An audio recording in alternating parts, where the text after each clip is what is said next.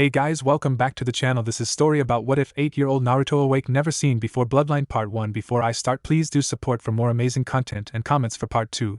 Do consider to subscribe my channel and share my video to your friends and check out the description as well. Let's start the video. A young boy was currently on his bed under the throes of heat-induced agony as his entire body is racked with fever. His spiky blonde hair is matted with sweat as he tossed and turned as if suffering from a nightmare. The young boy's name was Uzumaki Naruto. Many would ask why such a kid is alone on his bed without anyone to care for him while he was sick. The answer is simple. Naruto is an orphan and is considered as the village pariah. Naruto grew up in Konoha alone with only a few of its people showing him kindness and love. A major part of the population treat him like a pariah, with the rest are just indifferent to his existence. He grew up not knowing his parents, and all he got from the leader of the village, which he affectionately calls Gigi, that they both died the night of the Kyuubi attack, the night he was born into this world almost 8 years ago. After he was tossed out of the orphanage at the age of 5, the Sannin Hokage bequeathed him the use of a rundown apartment at the western edge of the village with a weekly allowance for food and supplies. He grew up alone since then, with only the Sannin visiting him from time to time during his free time. Forced to grow up on his own, Naruto showed a maturity that shouldn't exist in an almost 8-year-old boy. He should be playing around with the other kids of the village without a care in the world. But the animosity of the villagers was passed down to their children, thus young Naruto grew up shunned and alone, with only himself as company. Unknown to Naruto, he was the Jinchuriki of the Kyuubi no Kitsune, the nine-tailed demon fox, that attacked Konoha on the day he was born. But despite everything that happened to him, the hateful glares, the harsh words, the ridicules, and the occasional beating on his birthdays, he still retained his childlike innocence that he happily shows to those that he loved, dropping his mask of indifference and coldness that he usually wears in front of the rest of Konoha. While the child was tossing and turning in his sleep, deep inside his mind, another presence woke up from its deep slumber by the sudden sickness that racked the body of his container. The Kyuubi no Kitsune was confused.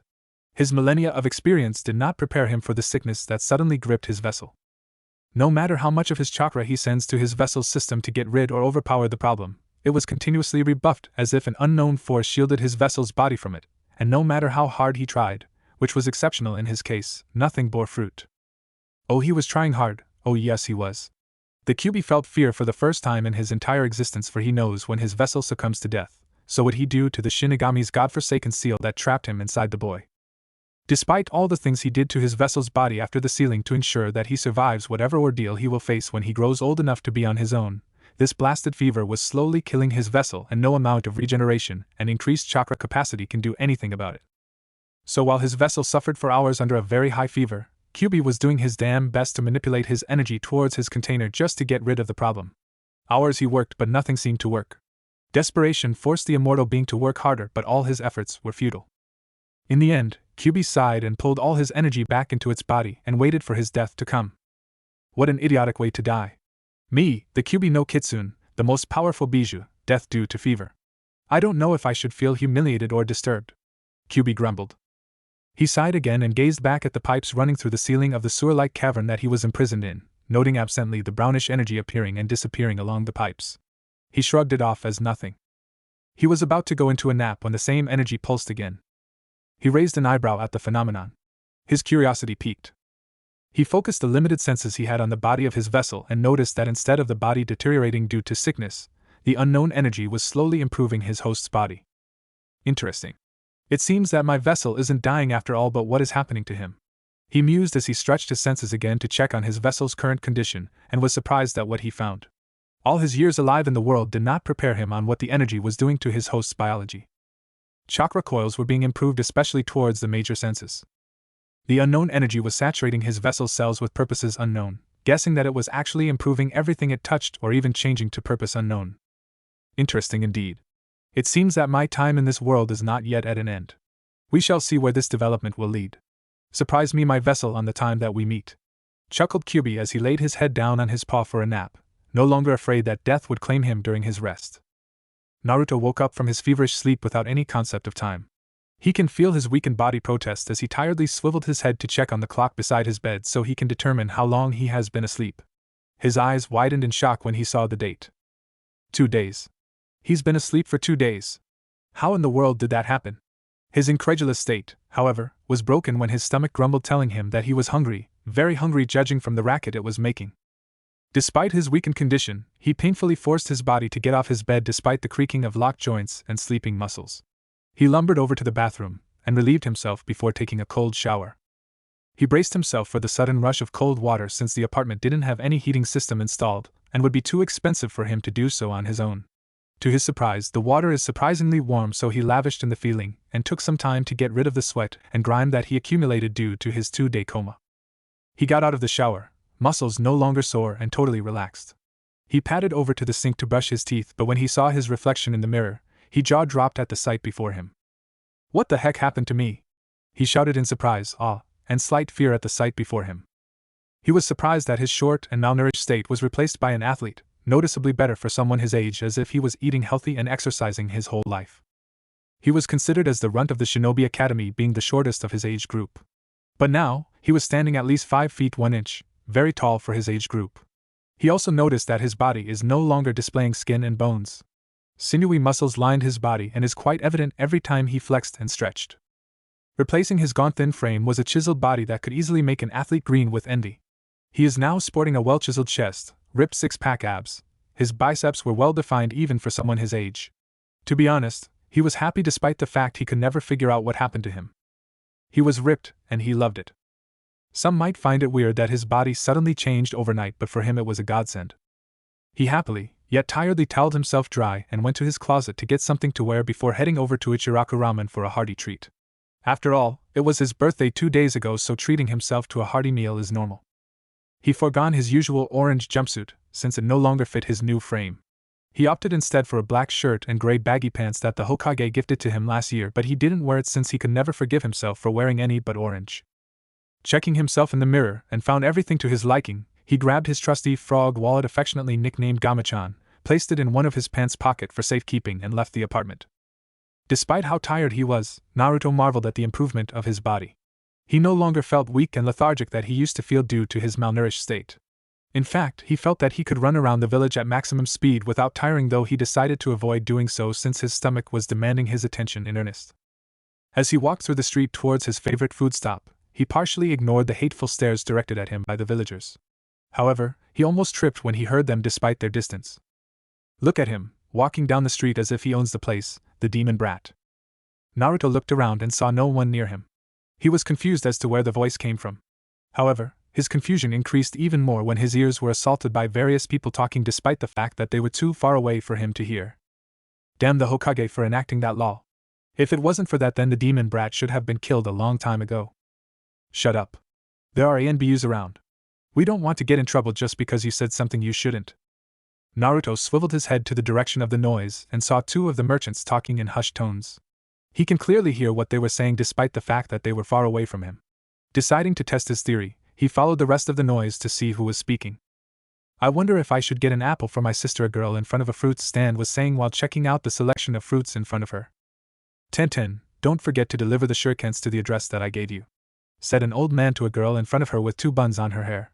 "Sure, Dad, but make sure that you give me those kunais you promised after this delivery," replied the girl before speeding off. More sounds assaulted his ears as he focused his hearing. It was amazing. He can hear very far judging from the distance of the speakers.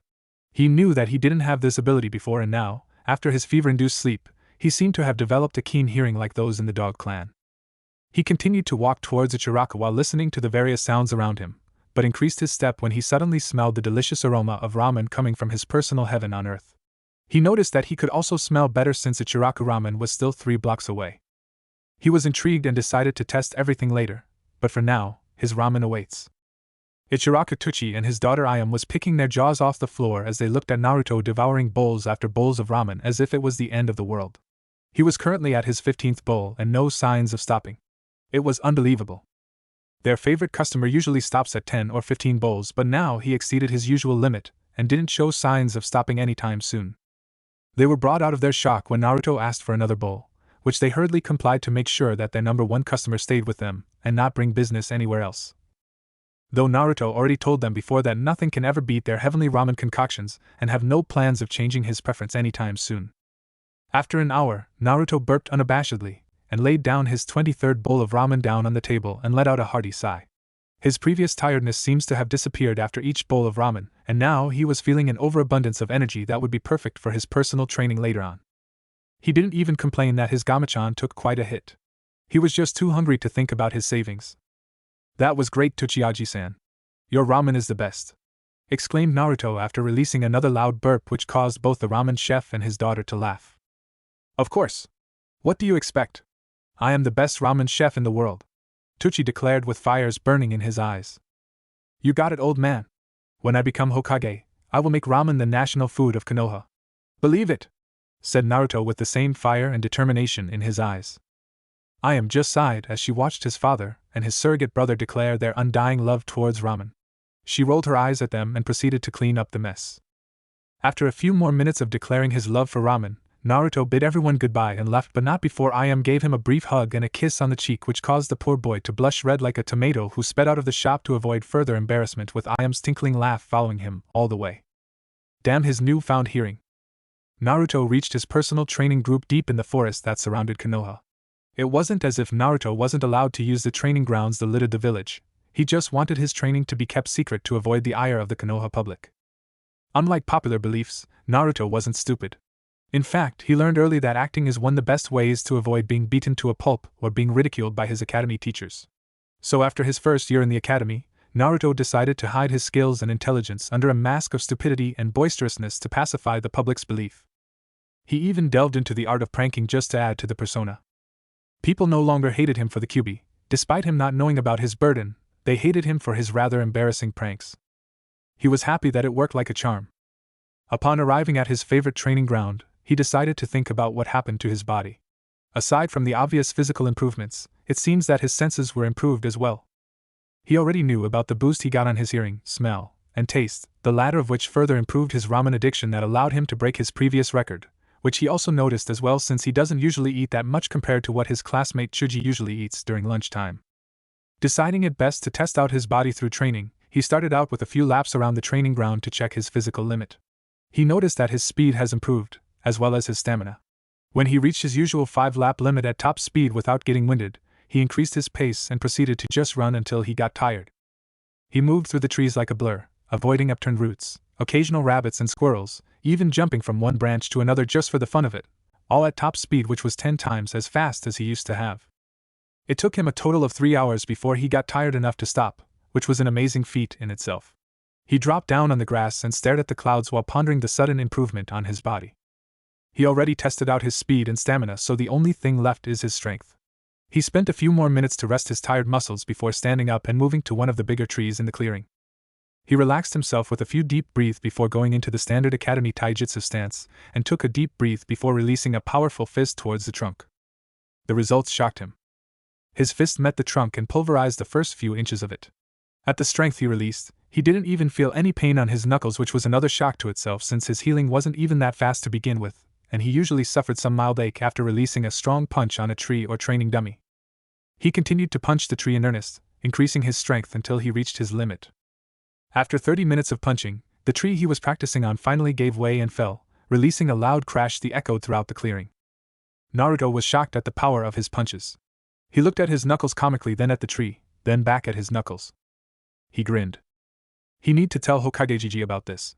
He ran back to the village at top speed, leaving a trail of dust and dry leaves in his wake. Hiruzen Sarutobi, the Sandaime Hokage, was mourning as he continued to fight the godforsaken paperwork that littered his desk. He's been working at it for hours now, and the pile didn't seem to lessen. In fact, it seems to have grown a few inches more. He cursed but refused to stop since he knew that the damn paper would multiply like rabbits if left alone. He sighed as he stamped another hateful document with relish. How he longed to have a distraction just so he could take a few minutes of rest. His prayers were answered when the door to his office was opened with a loud bang, revealing a widely grinning Naruto, his surrogate grandson.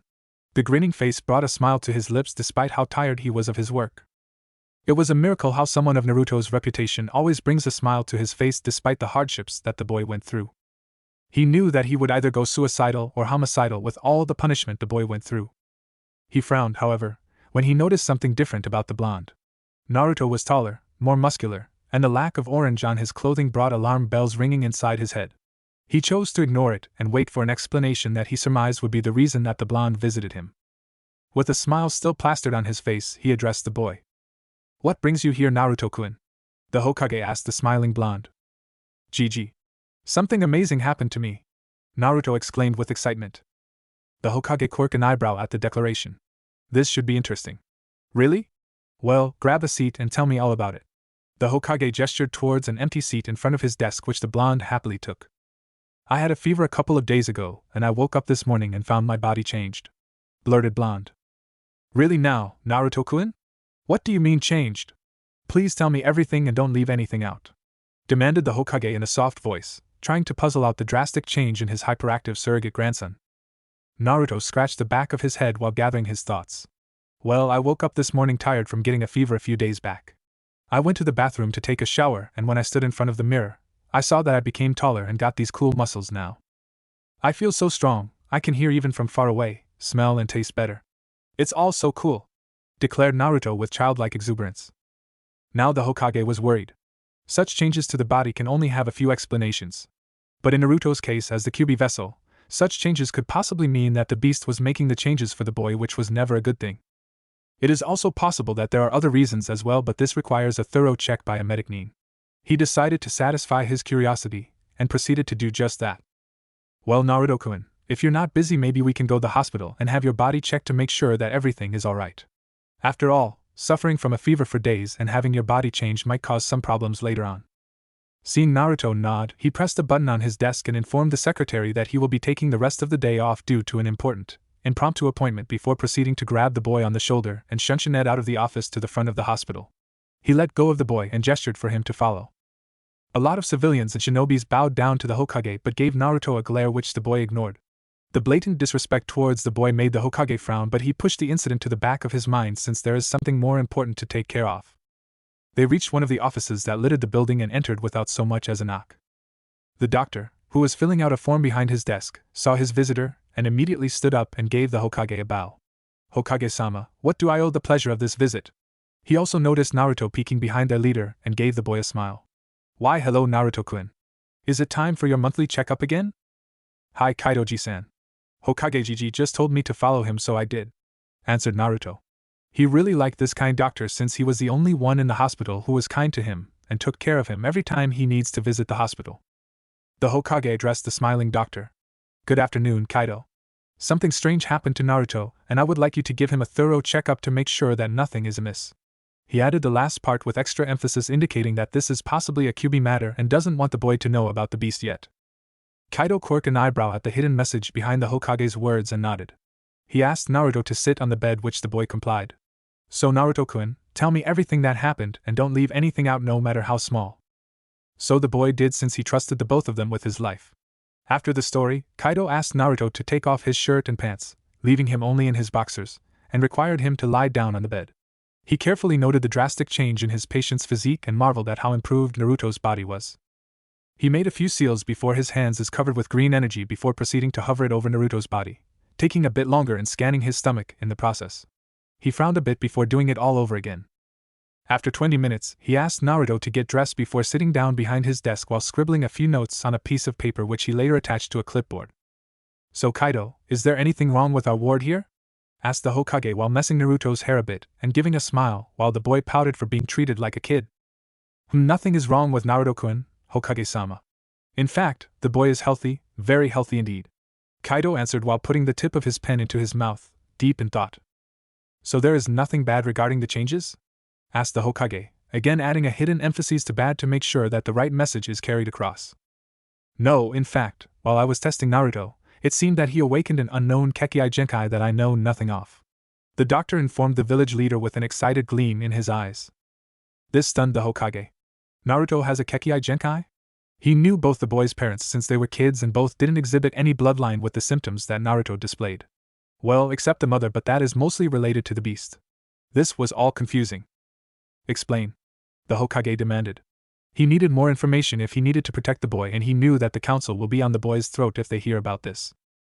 From the diagnostics I performed on Naruto, it seems that his body changed according to a DNA strand that I picked up during my testing.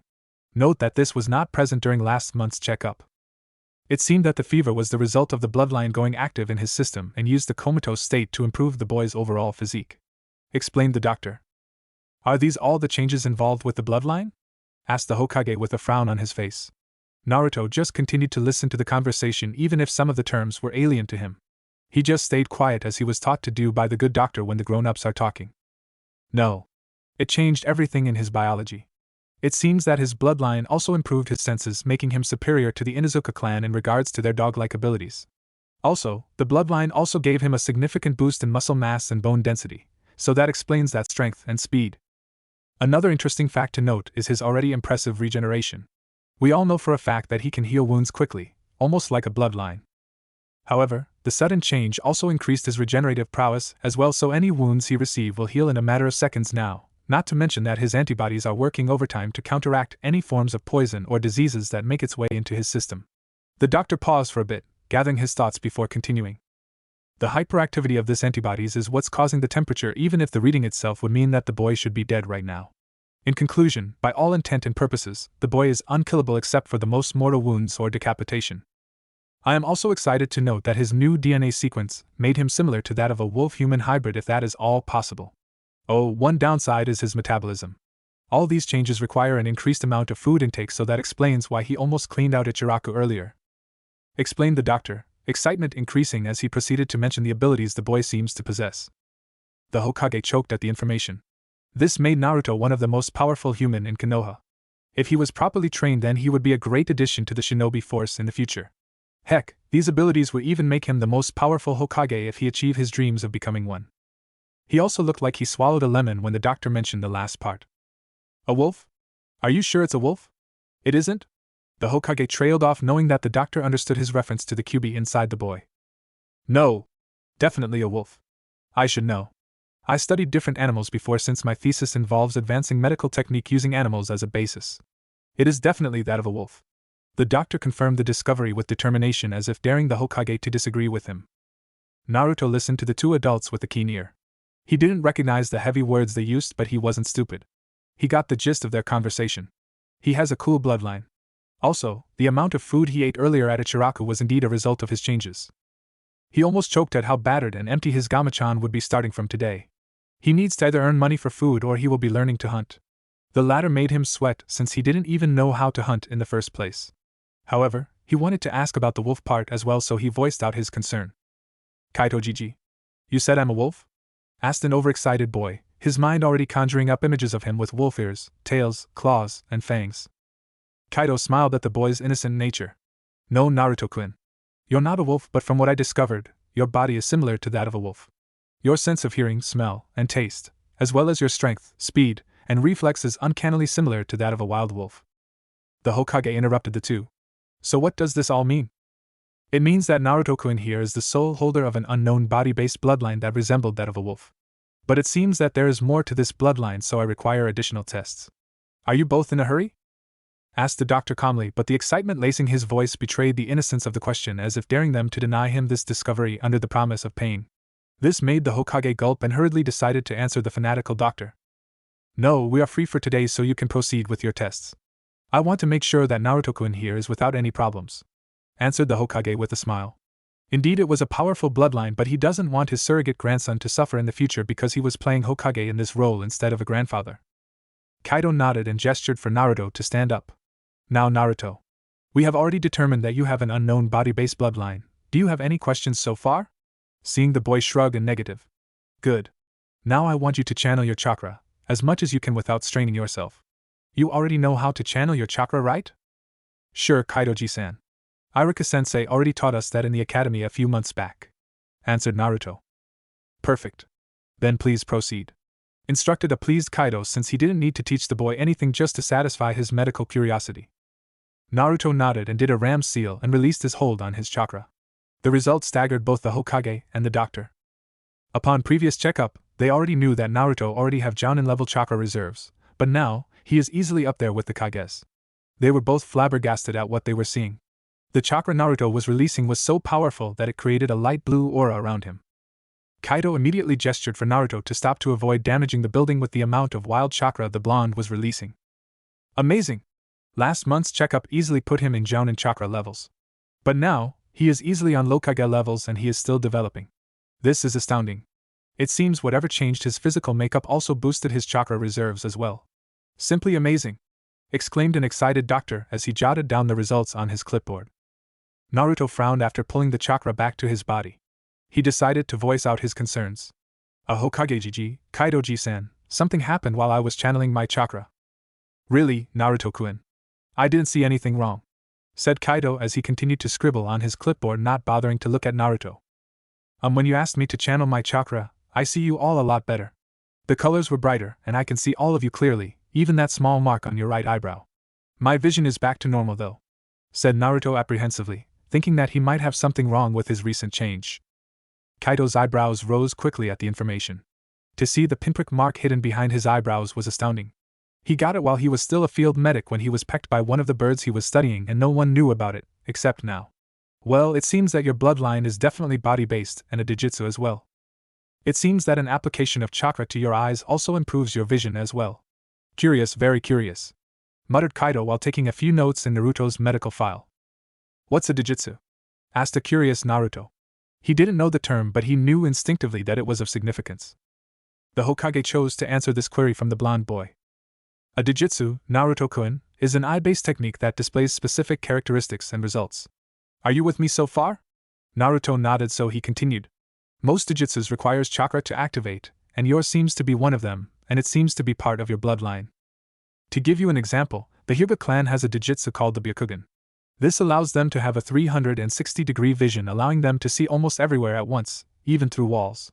Another example is the Sharingan of the Uchiha clan. Upon hearing the explanation, Naruto jumped out of his chair and bounced around the room in excitement. Woohoo! I have a cool Dijitsu. I have a cool bloodline. Woohoo! The two adults looked at the bouncing kid in amusement, and were heartened that the kid didn't lose his smile even after the years of suffering under the idiot villager's actions. The Hokage decided to curb the boy's excitement to get to the important part. Sit down, Naruto-kun. We need to talk about this later. There are some important things you need to know concerning your bloodline. The tone that the Hokage used to address the blonde curbed the boy's excitement, and nodded before proceeding to sit on a chair, but continued to fidget in excitement. Again, the Hokage couldn't help but smile and ruffled the child's hair again for good measure. He looked at the smiling Kaido. So is there anything else we need to know about Kaido? I think that's the gist of it. There might be more changes and abilities popping out soon since he just manifested the change, so it is best to let Naruto-kun come to me with a weekly checkup to make sure everything is alright. I would also suggest for the boy to have a teacher to help him control his abilities, since it would be dangerous, especially his strength. Other than that, Naruto-kun is a healthy 8-year-old boy. The Hokage nodded. Good. Thank you for your time, Kaido, and make sure that you keep the result of today's discovery under wraps. From now on, Naruto's bloodline will be an S-rank secret that is only for 3 of us to know unless Naruto or I chose to divulge it otherwise. Understood? Kaido nodded, closed the folder with Naruto's bloodline results, and proceeded to lock it inside his blood-sealed scroll. The Hokage saw this and gave him a nod of approval before grasping Naruto again on the shoulder, and exited the room to his office in the Hokage Tower via Shunshin, leaving a smiling doctor at his wake thinking of this new development regarding his favorite blonde. Sarutobi Hiruzen looked at the closed door where an excited Naruto left a couple of minutes earlier after having a brief discussion with the boy. After they left the hospital, he and Naruto had a little discussion regarding the importance of secrecy concerning his newly awakened bloodline, and told the boy in no specific terms should he tell anyone about it. He was glad when Naruto nodded in understanding before leaving the aged man to his contemplation of the day's events, after promising that he will keep everything secret unless his Hokage told him to. The aged Hokage stood up and walked towards the window facing the Hokage monument, and started to think. With Naruto's new abilities, his current outlook needs to be seriously changed if he wanted to protect the boy. When Naruto left, the Hokage instructed one of his ANBU guards to go to Kaido to fetch Naruto's medical records. He perused everything that Kaido wrote, and was aghast as to how much torture and torment his surrogate grandson suffered at the hands of the villagers. If he wants to protect the boy, then he needs to do a lot of house cleaning, and there are quite a lot of pests eradicated if he wanted his plans to be put in motion. First, he needed to recall his 2 wayward students for different reasons. Jiraiya. The Toad Sannin needs to return for further instructions, more specifically, adding Konoha to his information network. Sure, the Toad Sage was able to give him valuable information outside of the leaf. But with Naruto's newly awakened bloodline, he needs inside information as well. He should have thought of this sooner, but his rush-out handling after the 4th died was below standards to what his teachers, the Shodame and Nidame, started in the leaf. This would need to be corrected, and recalling the pervert is the first step for his plan to work. Next is Tsunade. He understood the heartache that Konoha gave the slug Sannin, losing both his little brother and his lover to the wars that Konoha participated in, but what he saw in the hospital sickened him. It seems that the Hippocratic oath that the current hospital workforces are only enforced on those they deemed normal, and does not include those that really needed them, mainly Naruto. It is definitely time to put Tsunade's idea for an overhaul in the running of the hospital to be put in force, and only his students' powerful drive can see to that. The Konoha Council needs to be overhauled as well. For Kami's sake, he ignored it for years now and just left it alone. He knew that the council, specifically the civilian side, wrestled a lot of power from him when the fourth died and he, in his infinite wisdom, ignored it. He almost banged his head on the table when he realized that almost all the problems he had in the village was all his doing. Maybe banging his head on the table was a good idea as punishment aside from the years of headache he was forced to go through. His major problem, however, lies with his teammate, Danzo. Oh, he knew about the root program that the half-blind shinobi operated underneath his radar despite his orders of disbandment of the organization. He just didn't want to cause more problems, so he just ignored it. He needed to rein in Danzo if he wanted to protect Naruto. He shivered at the possibility of Danzo finding out about Naruto's bloodline. If he found out, Naruto would be abducted, experimented, placed on a hidden breeding program, or worse, turned into a mindless drone under his command. This should not happen.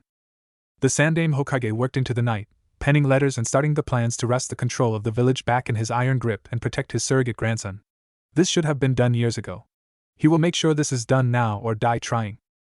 A lot of civilians and shinobi in Konoha felt a cold shiver down their spines that night. All of them didn't know that the god of shinobi has finally gotten his backbone because of a whiskered blonde boy.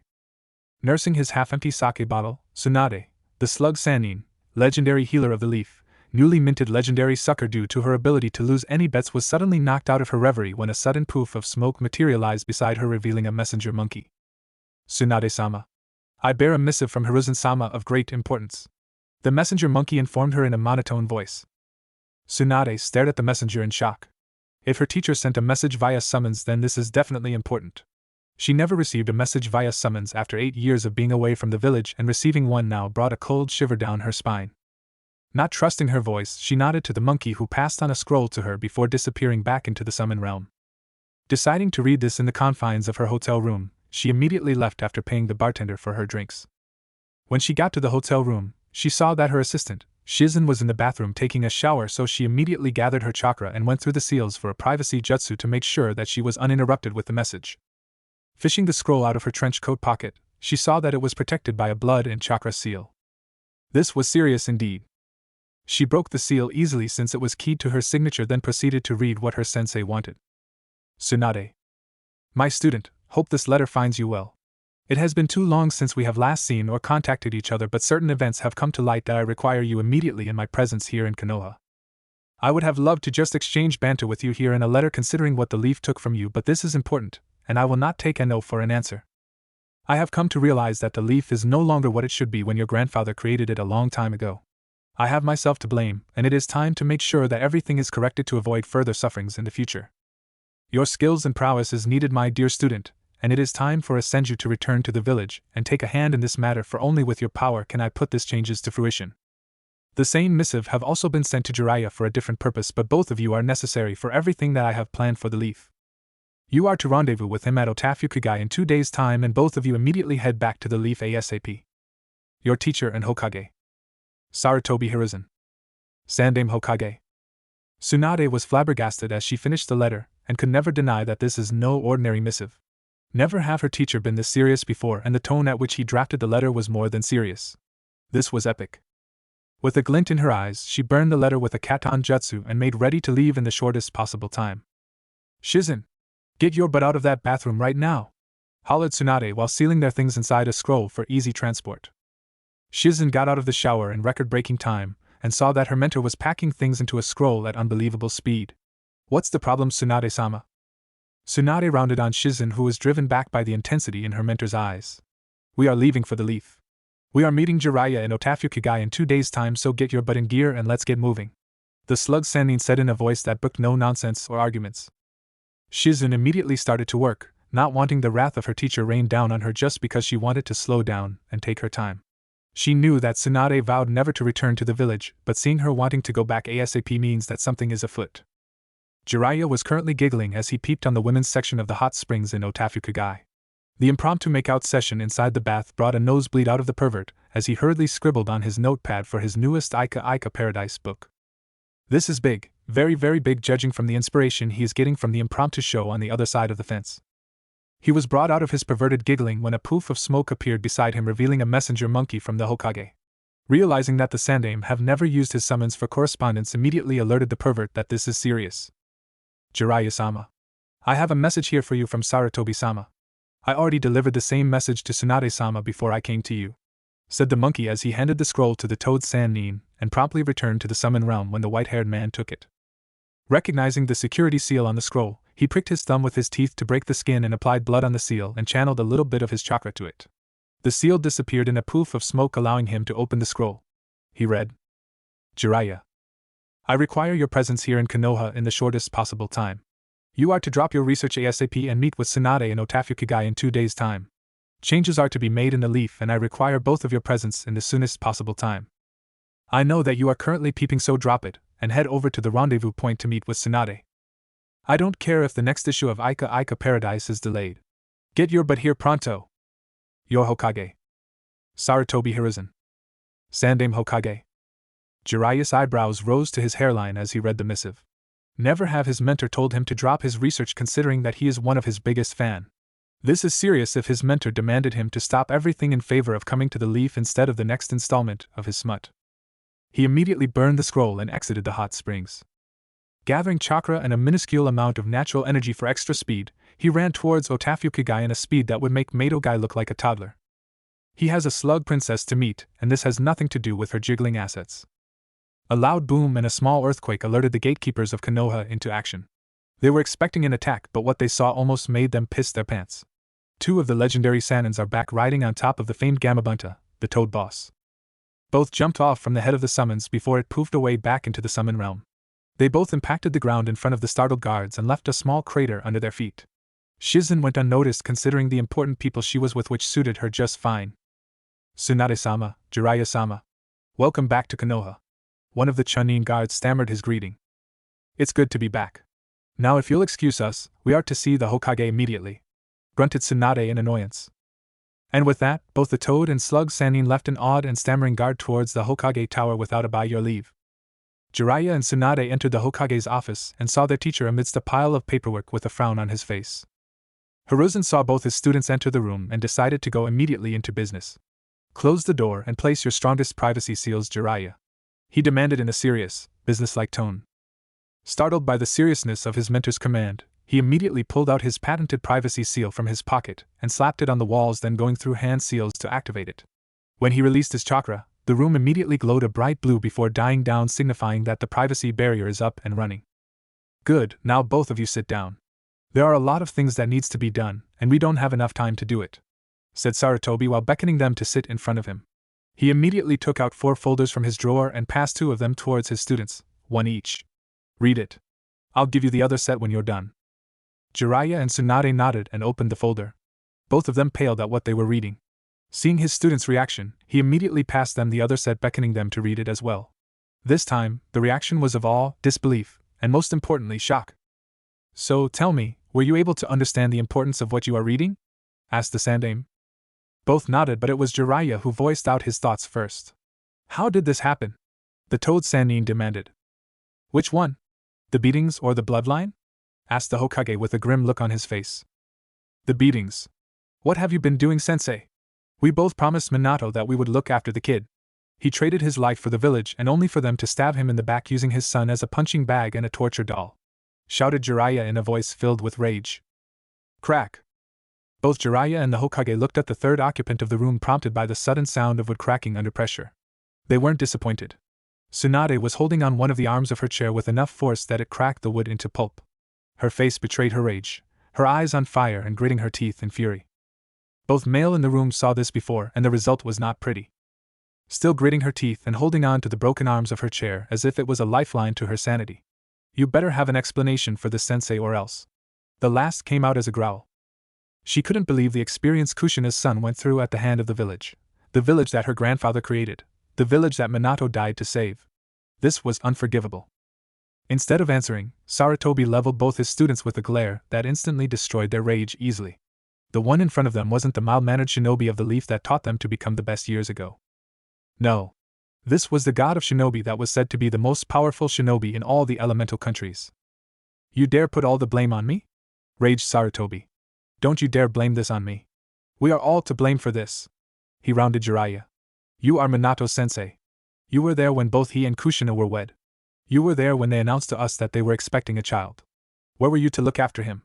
Peeping? Researching? Playing around? He then glared at Tsunade, who flinched at the accusation in his eyes.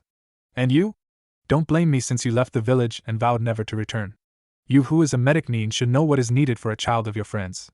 So answer me, both of you. Am I the only one to blame? Raged Sarutobi, flooding the room with his killing intent that almost smothered both of his students to a coma. It took everyone quite a while to calm down. Both Jiraiya and Tsunade were filled with remorse over their actions. What their sensei said was true. They weren't around to look after the boy. They both left without even thinking what could possibly happen to the resident Jinchuriki, since they both knew how the other villages treated the vessels. No, they are to blame as well as their sensei. Sarutobi tried his best to calm down, and when he did, he took a deep breath before addressing both his students. Instead of pointing fingers on who to blame for the boy's maltreatment, what we should be doing right now is to think of a way to rectify the situation. I already drafted a plan for the changes we need to do in order to protect Naruto, and the only way to do this is to change the leaf from the ground up. So are you both with me? Seeing both of them nod, as well as seeing the will of fire burning in their eyes once again, Sarutobi allowed himself to release a satisfied smirk before continuing. Good. I have already made a plan on how to change the problems in the village, but both of you have your own specific tasks to make sure that everything falls into place. Starting today, both of you are unofficially my advisors. I will be replacing both Koharu and Hamura since both of them are part of the problem. I will be informing them of both your positions when I call the council into a meeting. Seeing the mischievous smirks adorning his students' faces, he continued. Now Tsunade, I want you to take charge of the hospital. You will be rebuilding everything from the ground up. I already have your mission parameters for this, so you will know what to do when you get there.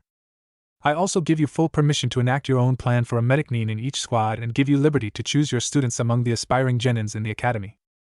Tsunade perked up at this declaration. Her dream of reducing casualties during missions by integrating a medic in teams is finally going to come true. It will take years before results will be seen in the field, but if she starts now, then future missions would yield better results and casualties will drop. She rubbed her hand in anticipation. Oh, she is going to love this mission. Her evil smirk didn't go unobserved by the two males in the room, and both shivered at the implication of that smirk. Now Jiraiya. You already have your spy network outside the village, and it is quite understandable that you have to leave to monitor them all. However, I have another plan that I want you to follow.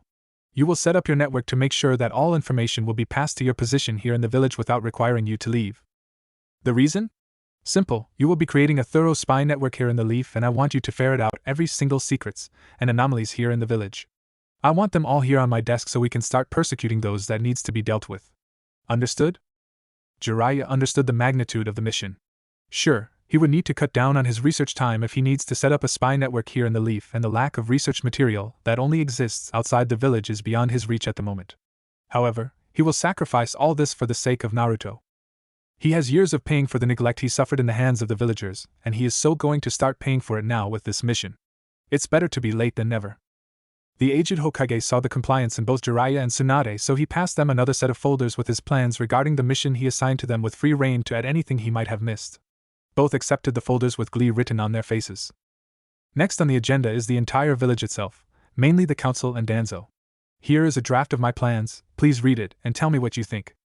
He then passed them both some documents regarding his future plans for the Leaf. After a few minutes of reading, both Sannins have evil smirk on their faces that sent ghostly shiver down the concerned body's spine. This is going to be a long year for those in the Leaf. Time skip, 1 week later. Hiruzen Sarutobi sat behind his desk lounging around thinking about some of the changes that has been made after a week of his students' arrival.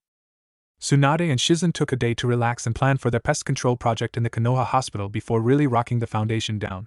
The slug Sannin stormed the hospital the next day and reviewed every single report with the help of Shizen. It seems that a lot of issues were swept under the rug, some concerning the funding that should have gone to the development of the hospital but was instead diverted to persons unknown. Most of the reports, however, were about Naruto, and she didn't like what she saw, which resulted in one of the walls on the first floor to disappear due to her temper. It was the only time in Konoha history that the hospital was empty of all personnel, since all of them vacated the premises when the slug Sannin demonstrated her displeasure using her fist. The next day, a lot of hospital personnel were fired on the spot except for a few who remained faithful to the oath they took when they set to work as medicnin. She took the mantle of director with Shizen as her assistant, who will be handling the interviews for the hopefuls. She immediately formed a council of trusted doctors to oversee the various areas on the hospital that should have been done a long time ago. Kaido, Naruto's personal doctor, was given the head position of his pseudo-council of medic means that alleviated some of Tsunade's tasks. She also designated separate departments in the hospital for different purposes, like a research and development department for the improvement of Konoha's medical studies and application, an entire department devoted to potion research and antidotes, and so on. She had trouble with the funding at first, but the Sannin opened up the village coffers for her use since it will soon be refilled after the planned audit. She also started a draft of lessons to be included in the Shinobi Academy to slowly integrate the idea of medic means for future genins. This would require her and the Hokage to meet with the current director of the academy to properly implement the changes. It was slow work, but it was progress all the same. Jiraiya wasn't also slacking off in terms of setting up his spy network outside the village. He utilized his toad summons as a means to relay messages to him back to Konoha to make sure that he didn't miss anything. Only important messages were required for him to leave the village, but so far none of the reports require him to take such actions, so he remained at the home front to continue his spy network. The secrets he were able to ferret out in the village in only a few days since he started was enough to take his mind off his research. That was how dirty Konoha has become, and the Toad Sage was literally rolling in mud. With only a week of the Leaf Spy Network under Jiraiya's command, some anomalies have been brought to the Hokage, namely Danzo's root program, which was set as a priority by Sarutobi.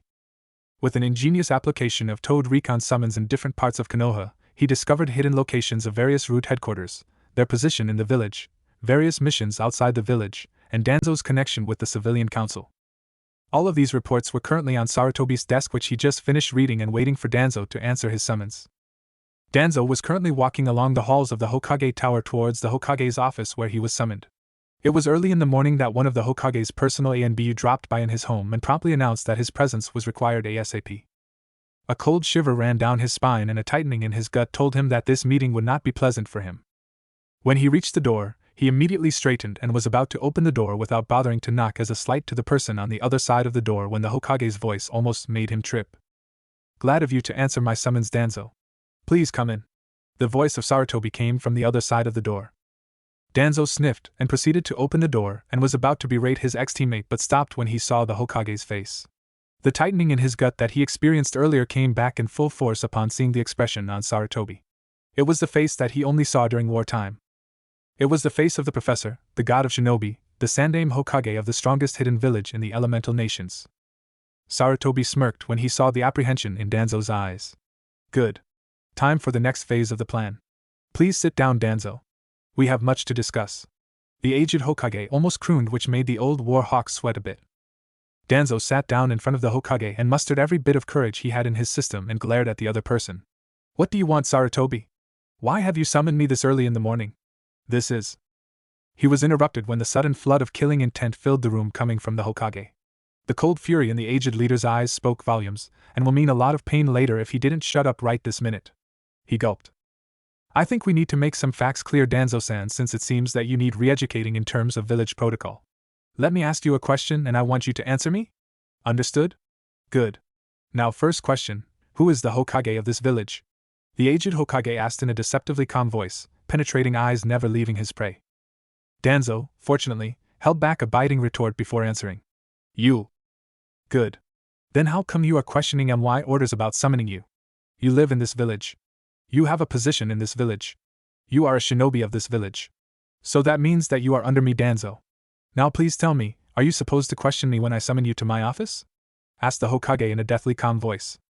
Quailed by the coldness in the Hokage's question, he swallowed his pride and decided to play it safe. "No, Hokage-sama. I apologize for my rudeness." Sarutobi gave Danzo a calm and calculating gaze. "Good. It seems that you learned your lesson well, Danzo. Now tell me, how is your root program coming along?"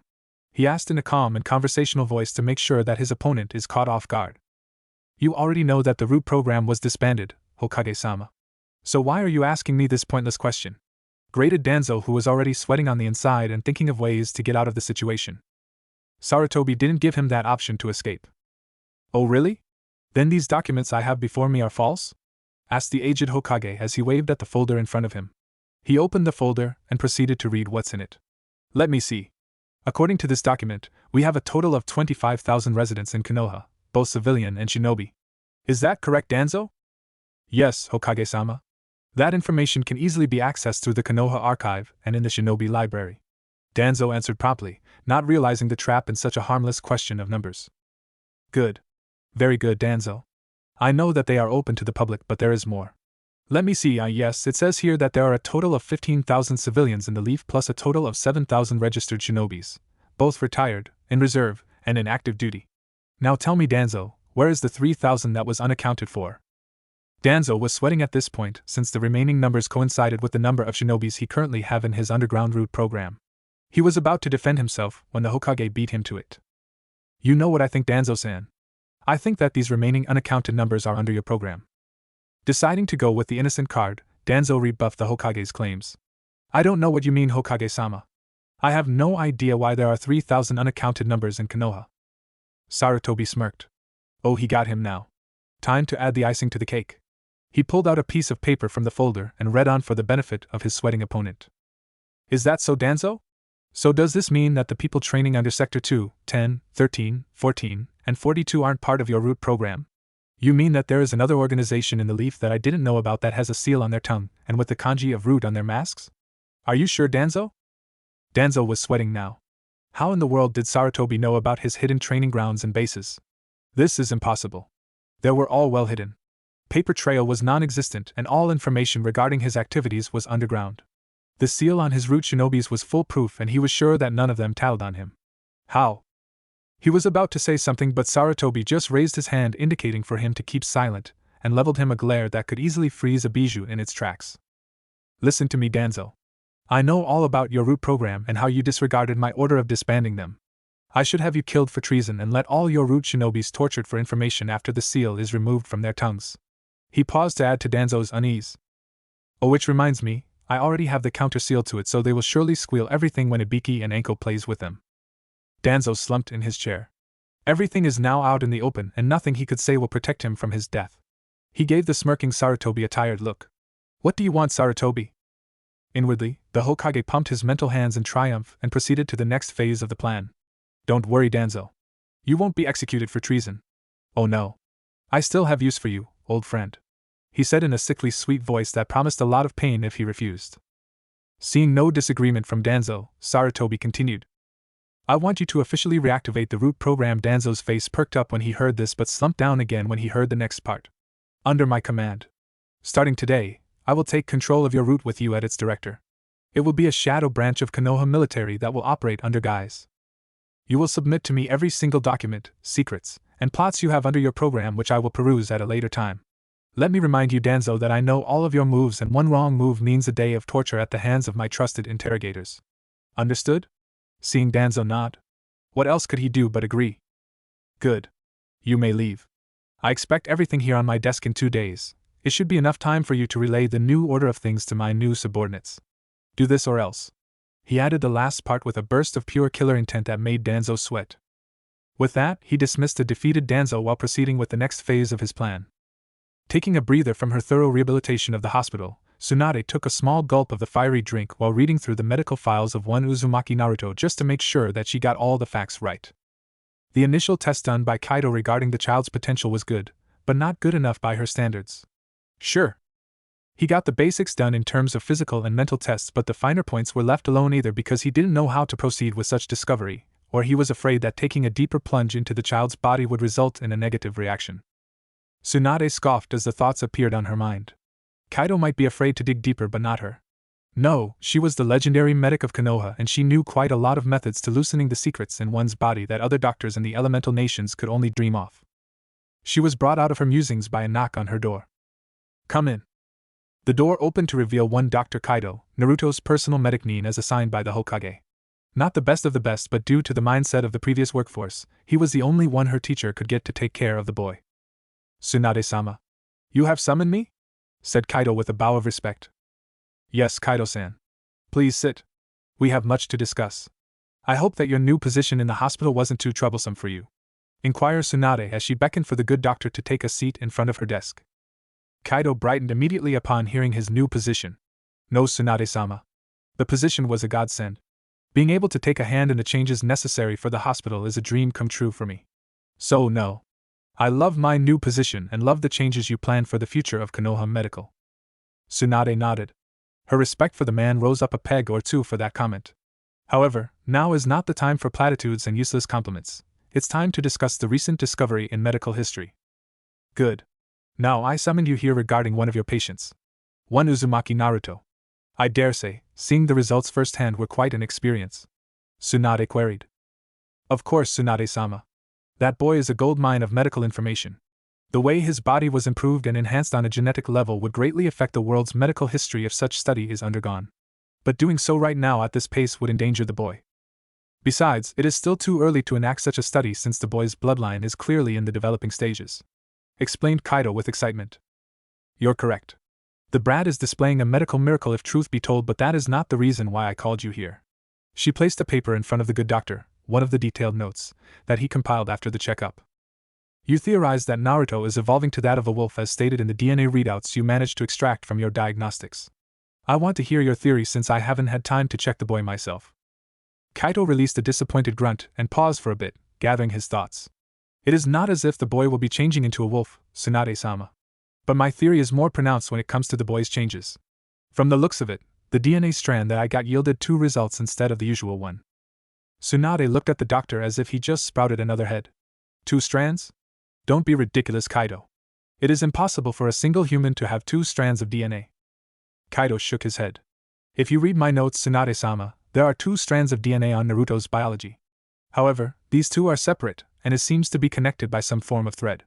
From what I surmise, the wolf DNA requires activation, but the stimulus for such activation remains unknown. Now Tsunade was intrigued of the concept. A change that requires activation? Now that is something to look forward to. Your theory seems plausible, and its working is similar to that of many bloodlines we know of that requires a physical change. Could it be a mental trigger since Chakra doesn't seem to initiate the change? I doubt it, Tsunade-sama. But I would surmise that it is both emotional and mental for such a change to occur. If I am correct, a mental stimulus is necessary to jumpstart his emotional trigger, thus activating the semi-dormant gene. Without further tests, we can never finalize the theory. Kaido mused. We also need to dig deeper into this gene so we can determine its exact ability, or changes on the boy if there is one. I would also suggest we look into his genealogy since it is quite possible that his parents might also have similar strain. Are you familiar with his family, Tsunade-sama? Tsunade nodded. Yes, I am very much familiar with his parents. They come to me for their checkups and healing, so I can safely say that both of them didn't show any bloodline to what their child is currently undergoing. A thoughtful frown marred Kaido's face. If that is the case, then the gene to trigger the activated of the bloodline might be dormant in their case. A distant ancestor might yield more positive results, but it would be safe to say that it is impossible right now since Naruto-kun is the last of his family. It would be safe to treat this as a new bloodline and document it from there for future use. Tsunade became quiet after the revelation. The good doctor's theories were sound, or if possible, accurate to a point. However, they would all remain as such if they don't have enough facts to prove such a point, and requires a thorough test to acquire them. The legendary medic already reviewed the record she had of Naruto's parents, and it would be safe to say that both didn't display the bloodline that Naruto is showing right now. Among the 2, only Naruto's mother has an active bloodline. It was too bad that she didn't subject both to a gene test to check since it wasn't required at that time, and there was no need to do so. Deciding to set this matter aside for now, she will wait for Naruto's visit to the hospital since there are still plenty of things for her to do, and going into this project will surely take a lot of her time in both studies and experimentation. I suggest we drop this project for now, Kaido. According to the notes you made on your findings, you are planning to let Naruto undergo more thorough tests when he comes over next month for a checkup. Is that correct? Kaido nodded in affirmative. Please inform me before proceeding so I can conduct my own tests, as well to collaborate the results. It is quite possible that both of us to discover something new that the both of us alone could have missed. Understood? Commanded Tsunade in a voice that brooked no opposition. Crystal, Tsunade-sama. Agreed Kaido with a bow. Working on this new discovery was a dream come true for him, and he didn't plan to do anything that might compromise his position in this project. Tsunade nodded and beckoned for him to leave her while sealing Naruto's medical files back into her private scroll before tackling another document regarding the hospital's running. But not before taking a long swig from her trusty sake bottle. Hiruzen Sarutobi was currently sitting behind his desk, deep in thought, finalizing everything that needs to be done in today's council meeting that will shake the leaf to its foundation. This has been coming for quite a while now, but the information that he received from Jiraiya's spy network will make it easier for him to enact the change necessary to improve the leaf and protect his surrogate grandson. He was brought out of his musings when Tsunade and Jiraiya entered the office, both sporting faces of anticipation on what is about to happen in the meeting later. Thank you for coming, Jiraiya, Tsunade. I have called a council meeting in an hour for both civilian and shinobi councils. It is finally time for us to enact the plan we have discussed. Jiraiya grinned. I guess the information I passed on to you from my spy network pushed to change the schedule ahead of time then? The aged Hokage smiled. Yes, Jiraiya. Your spy network yielded the results I need. Their actions have already been brought to my attention before, but the lack of evidence delayed any form of action. He looked then at Tsunade, who was slouching on the couch with a sake bottle in hand. His sweat dropped at the sight but ignored the alcoholic beverage for now. How about you, Tsunade? Any problems on your front? Tsunade grunted and took another swallow of the fiery drink before addressing her sensei. Problem? The hospital is like a ticking time bomb ready to blow up. You have perfect timing in calling me back and starting the change, or else we would be totally screwed. Sarutobi's face turned grim. This he need to know. Explained Tsunade, and don't leave anything out. The slug Sannin took another drink. When I took over, the hospital isn't even running at 10% efficiency. Most of the doctors and nurses were not qualified to even practice, and how the head doctor hired them I have no clue. All reports indicate that treatments were done in a form of basic first aid. We were just lucky that no serious injuries were brought in, or we would be suffering from lack of shinobis. They are woefully inept. I fired all of them and tasked Shizen in screening everything on the applicants. And don't get me started on the funding. The allocations were diverted to imaginary people for developments that we don't even see. No paper trails. Millions of Rio disappeared overnight for Kami knows where. She spat out the last part, and took another long swig from her bottle. Jiraiya snorted. So what else is new? Everything I uncovered in the leaf is either money transactions or secrets passed to other villages. I wouldn't be surprised if some of them come knocking on our front step due to the amount of information being released without our knowing. This time, rage lined the old face of the Hokage and killer intent is slowly leaking out from him. What? What information were you able to dig up, Jiraiya? Jiraiya snorted and pulled out his ever-present research notepad, but instead of the usual smut, this one is filled to the brim with village information he managed to get from his budding spy network. Let me see clan information including their abilities, numbers, and experience, current heirs of clans, names and physical description, shinobi assignments, and mission accomplishments, patrol information just to name a few. Sarutobi took in a calming breath and massaged his aching temples. It was worse than he thought it would be. If this information gets out to the wrong hands, especially his traitorous student, then the village wouldn't remain standing in a few years. This has got to stop now. Dog. Upon his prompting, a silver-haired, dog-masked ANBU appeared before the Hokage, kneeling. Yes, Hokage-sama? Are the squads in position and ready to enact the plan upon prompting? Yes, Hokage-sama. Squads 3, 6, and 8 are all in position in the council chambers waiting for your orders. All of them are briefed on their respective targets and await your signal. The dog-masked ANBU answered. Good. Then proceed as planned. Are the civilian and shinobi council all present and accounted for? Yes, Hokage-sama.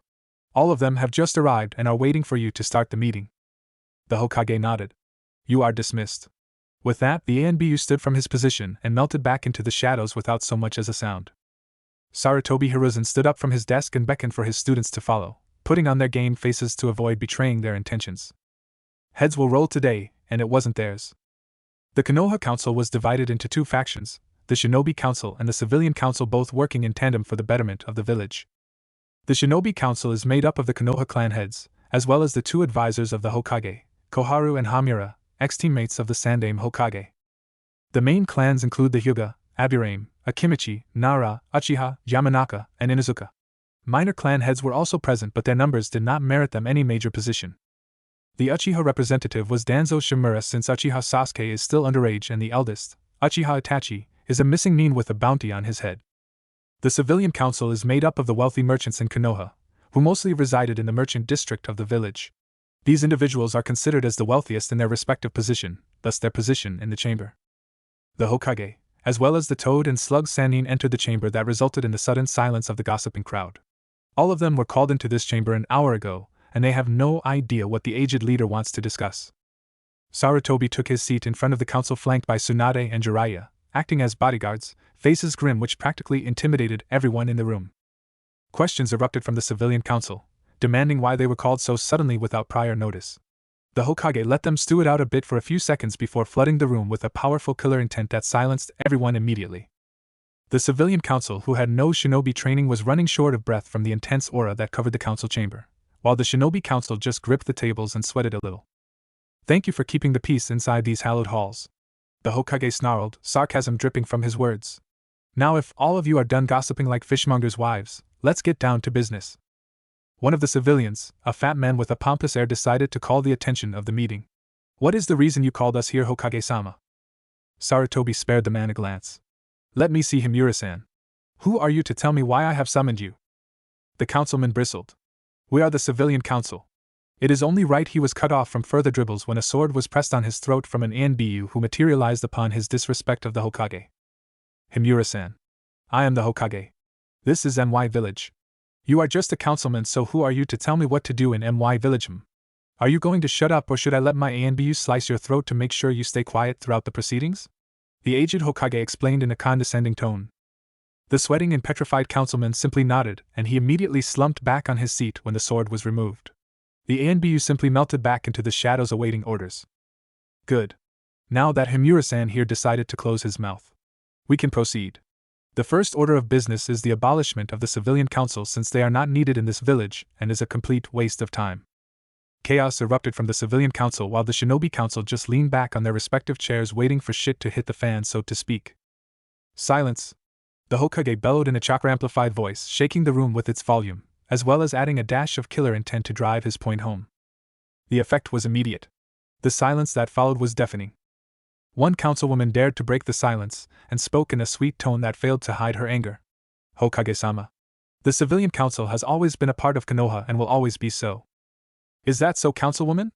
According to the laws passed by the Shodame and Nidame Hokage, the civilian council was supposed to be an advisory position, and you are here insinuating that you are, as well as the rest of your counterparts, in charge of the village and should dictate what I should be doing?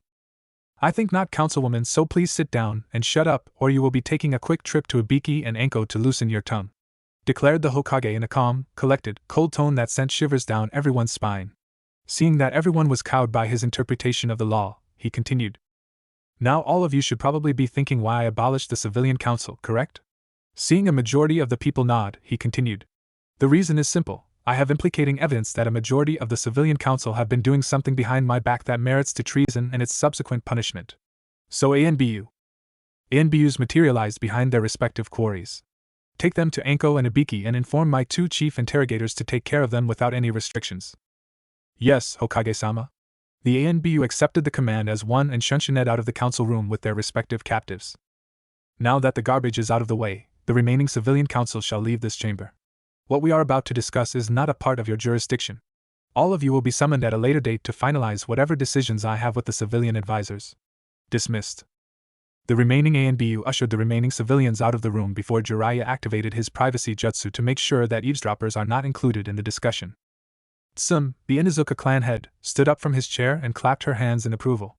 This was shortly followed by the rest of the shinobi council, to the stunned amazement of the Hokage. What merits this action, Tsum? Asked the aged Hokage.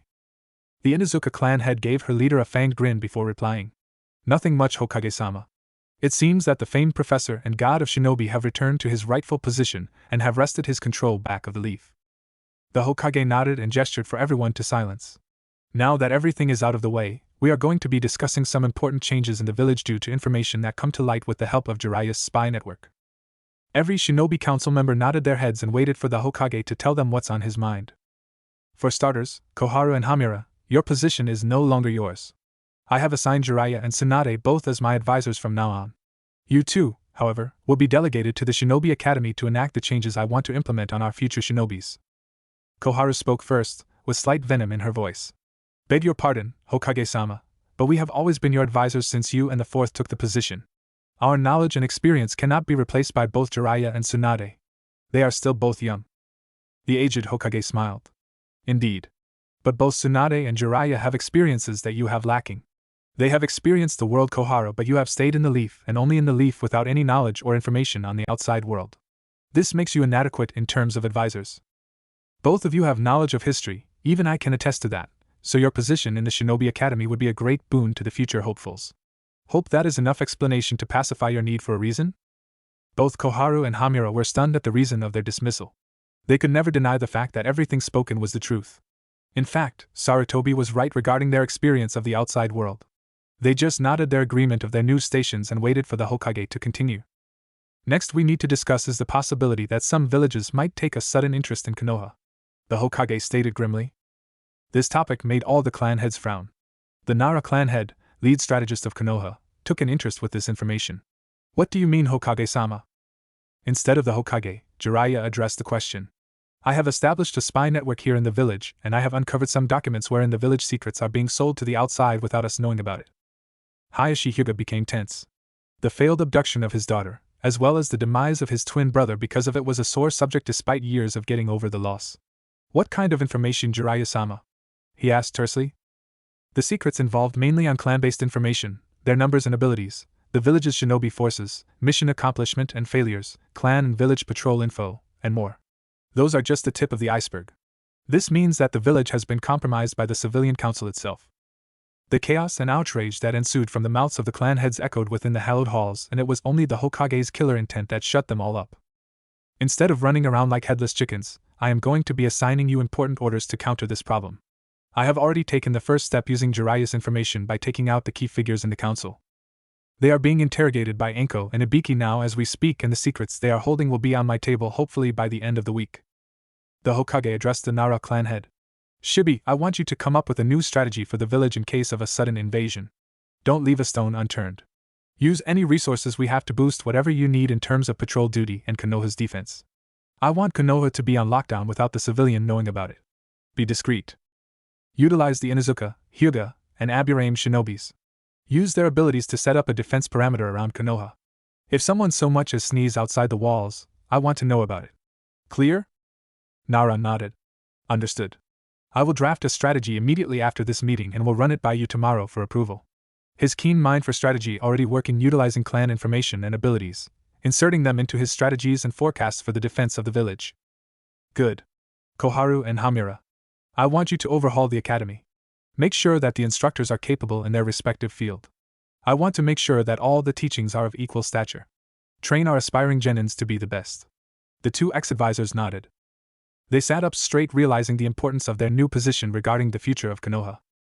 Danzo, root program will be reactivated immediately under my command. Your forces will be deployed along with Naro's strategy. You are also tasked to deploy your most talented stealth specialists to other villages to scout if there are any active plots against us. If they have, I want to know about it. Also, I will be allowing you to pick sensitive missions that your root shinobi is capable of. Danzo sat straight. Now the Hokage was talking. He was expecting his root to be on standby, but by putting them on the field then they will be of big use. Of course, Hokage-sama. I will have the assignments ready for you this afternoon. Danzo replied with a little bit of excitement in his voice. The other clan heads noticed it and looked at the grinning war hawk with trepidation. A smiling Danzo was a crazy Danzo. The Hokage nodded, seeing that he has completely cowed the old war hawk under his banner. He then looked at Hayashi. Hayashi, I want you to assign a dozen of your branch family members to be taught by Tsunade. Their Byakugan will be invaluable to the hospital, considering that there aren't many capable enough to take care of our wounded. I hope this is under your jurisdiction.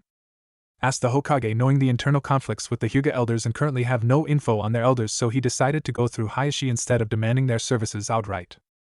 Understood, Hokage-sama. Leave the preparations and selections to me. Complied Hayashi, already plotting on how to undermine the current hold of the elders to make sure the Hokage's orders are followed. Chusa, I want you to double-train your clan since they will become the primary defenders in case our defenses are breached. Your bloodline will allow you to protect the walls, as well as any large attackers in the village. Stated the Hokage towards the Akimichi clan head, who nodded in reply. I think that is everything for now. I will be calling the council again in a few months to finalize the plans we have. I expect news of deployment of your orders in the soonest possible time. If you have any questions or additions that is not tackled in this session, then feel free to visit me in my office. Dismissed. With that last statement, Hiruzen Sarutobi, the Sandaime Hokage, have wrested control of Konoha back to his fist, and will be tied to anyone who disagree with him. When Naruto left the Hokage's office, the first thing that came to mind is to first find something to eat. Pulling out his wallet, he saw that he only have a few hundred ryo left from this week's allowance, and it has only been 4 days since he got it. It should last him for a week, and now he is down to his last meal. He opted to take a slow walk towards Ichiraka while pondering on a solution for his money problem. The first idea that came to him is to utilize his new abilities to hunt, but he encountered a snag when the thought came to mind. He doesn't know how or even where to hunt in the first place. The only viable solution that he could work with is to find a job. A frown appeared on his face as he thought about it. Finding a job in Konoha would prove to be impossible due to the villagers' treatment of him. He needed help, and he knew the perfect person to help him out. With the idea set in mind, he ran all the way to Ichiraku Ramen to empty the last bit of his allowance for a hearty meal. It was almost evening when Naruto left Ichiraka and made his way to the academy to talk to the only person he knew who could help him. He made good time since he took advantage of his insane speed to get there in the shortest possible time. He made his way into the academy compound and saw the lights inside his classroom still open. He reached the door to his classroom and knocked. "Come in," a voice inside the classroom answered. Naruto quickly entered the room and saw his academy teacher grading test papers. "Good evening, Iruka-sensei. Are you busy?" It was a bit stupid to ask considering Iruka was grading papers, but it was the best he could come up with. Iruka saw Naruto standing awkwardly by the door, which brought a frown to his face. This is the first time that Naruto visited him here in the academy at this time of night. Heck, this is the first time he knocked and being polite. Something's up. Deciding to humor his favorite, yet noisy student, he decided to break the ice. "Not really, Naruto. What brings you here at this time? You didn't come to class for 3 days and I was worried?" asked Iruka, his voice laced with concern for the young blonde. He didn't say it out loud, but he definitely noted the changes in Naruto's physique, but he decided to let Naruto tell him about it instead of pushing him for answers. Naruto was thinking fast on what to do. He can't tell Iruka about his bloodline, but he didn't have any legitimate excuse why he was absent today, and he really needed help with his new condition. So he decided to break his promise with the old man just this once since he had no options left. Iruka-sensei, about that. Something happened to me this morning that I need your help about. I didn't attend your classes because I was sick, and what you see right now is the result," said a nervous Naruto. Alarm bells started ringing inside Iruka's mind. Naruto was being nervous and respectful. Something was definitely wrong with his favorite blonde. Beckoning Naruto to be silent, he stood up from his chair and walked towards the door and locked it. He then proceeded to close every window in the classroom to ensure that they have the utmost privacy for their conversation. He beckoned Naruto to sit on one of the chairs in the classroom and sat on the one beside it. "Okay, what is this all about, Naruto? You didn't get in trouble or anything, did you?" Iruka asked patiently to help alleviate the boy's nervousness. Deciding to take the plunge, Naruto told Iruka everything, starting from the fever down to the result of the doctor's checkup. At first, Iruka was confused when Naruto talked about his fever and the changes on his body when he woke up. His jaw dropped when Naruto mentioned his food consumption at Ichiraku and vowed to keep an eye out when the blonde tries to trick him for a free meal to preserve his limited paycheck. His face showed awe when Naruto mentioned his experimentation in the forest and flabbergasted about the results of the doctor's checkup. His number one hyperactive, unpredictable student has done it again. A bloodline, and a powerful one at that if properly trained. Naruto finished his tale and told him about his problems in terms of food and money. "Because of everything that happened, I need to either learn how to hunt in the forest to feed myself or find a job so I have enough money to buy food. I don't know anyone else to help me and you've been always there for me, so I decided to ask you for help," finished Naruto with hands on his lap, his head bowed down, and desperation in his voice. Iruka was surprised at how the prideful Naruto was being respectful and pliant. It seems that he is really in trouble judging from the seriousness of the child's voice. He decided to get something out of the way first before doing something to help the kid with his problems. "Naruto, why didn't you ask Hokage-sama for help? From what I know, he has always been there to help you and he has the resources to help you with your problems," asked Iruka while scratching his chin. I thought of that too, but he already did so much for me and I don't want to be a burden anymore," whispered Naruto, but Iruka heard it clearly. Iruka smiled and nodded. For once, Naruto wasn't being selfish. "Okay. So let me make this clear. Your problem is mainly money because so you would need a lot of it just to feed yourself, correct?" Naruto nodded. "I have an idea to help you out, but this will take a lot of effort on your part, so do you still want to do it?" Naruto nodded his head vigorously. That made Iruka chuckle. Despite the changes in Naruto, he will always be his hyperactive knucklehead student. "Okay, Naruto. Here is what we are going to do." It's been 2 weeks since Naruto's talk with Iruka and his sensei didn't disappoint. The next day, since class was out for the weekend, Iruka took Naruto out to meet a friend of his down in the merchant district. When they got there, Naruto was introduced to Saji, owner of a weapon shop and blacksmith who is said to be one of the best weapon makers on this side of the elemental country. Iruka explained the problem to Saji regarding Naruto's financial problem without having to elaborate his bloodline, which Naruto was silently thankful of. After a brief interview to find out the boy's willingness to do hard work for good pay, Saji was convinced of the boy's determination and got him started to work immediately by showing him around the shop and what's expected of him. Iruka left happy knowing that Naruto was in good hands and he was confident that Naruto will deliver his promise to work hard. It is his shinobi way after all. Naruto was quite happy with his time in Saji's shop. It was a tight schedule since he needed to attend the academy during mornings then work in the afternoon, but he was able to squeeze it in thanks to his newfound stamina and endurance. Saji got him started out as a delivery boy, but he eventually upgraded the boy as his assistant in the smithy when he discovered the boy's strength. It's not every day you see an 8-year-old boy carrying 3 big boxes of kunais with ease. He was even skipping as the boy was carrying the heavy boxes to the next room. Sweat dropping at the sight, Saji immediately told Naruto to help him out in the smithy doing some of the laborious work since he was getting on in age. Since then, he became Saji's unofficial apprentice in the forge, teaching him the basics of weapon creation, like taking care of the metal, how to melt them properly and get rid of the impurities, forming metals using molds, sharpening, and polishing the finished product. He wasn't allowed to do any complicated work, like swords and blades. However, he was entrusted for small projects and orders, like kunais, shurikens, and senbons. Naruto didn't know that working for a living was fun and educational. Also, Saji was quite happy to find a determined worker in Naruto, so he was more than happy to compensate the kid with a few bonuses here and there for a job well done. Well, he wasn't losing any money since he was able to take care of all the orders due to the boy's hard work, so the extra money he gave to Naruto was well worth it. Naruto, on the other hand, was quite happy with his newfound career. Working with Saji made sure that he has enough money for food and clothes. He was even making his own equipment for free using the extra materials lying around the shop, so he no longer need to use the spare, low-quality weapons offered by the academy. Despite the drawback of cutting back on his training due to his afternoon shift at Saji's, Naruto noticed that his body was getting a lot of workout with all the hard work he was tasked with. For starters, his speed was sorely tested and improved when his boss asked him to make deliveries in various parts of the village within a specific time frame, and running at full speed lugging around heavy orders was definitely doing wonders on his stamina and leg strength. He also improved his upper body working with metal and laboriously hauling weapons here and there due to his boss' bullheadedness that he is old and should not be carrying heavy loads, so he always kept Naruto near him in case he needs something brought over. Naruto scoffed at that. Saji also promised him that he will teach Naruto to make more complicated weapons and equipment once he ages a bit. He was just too young to get started on complicated weaponry that requires an eye for details. He did, however, let Naruto read through some of the scrolls on weapons in his workshop to prepare the boy for the future. With promise made, Naruto was looking forward to this lesson since he dreamt of making his own cool weapons in the future when he graduates from the academy. Despite Naruto's busy schedule, he also made sure to visit the Hokage during his spare time. The old man was more than happy to accommodate the boy for conversation and some ninja stories or advice. When Naruto confessed to the old man about telling Iruka and asking for help in finding a job, the old man was happy that Iruka helped the poor boy and was even surprised that the enigmatic Saji decided to teach Naruto the craft.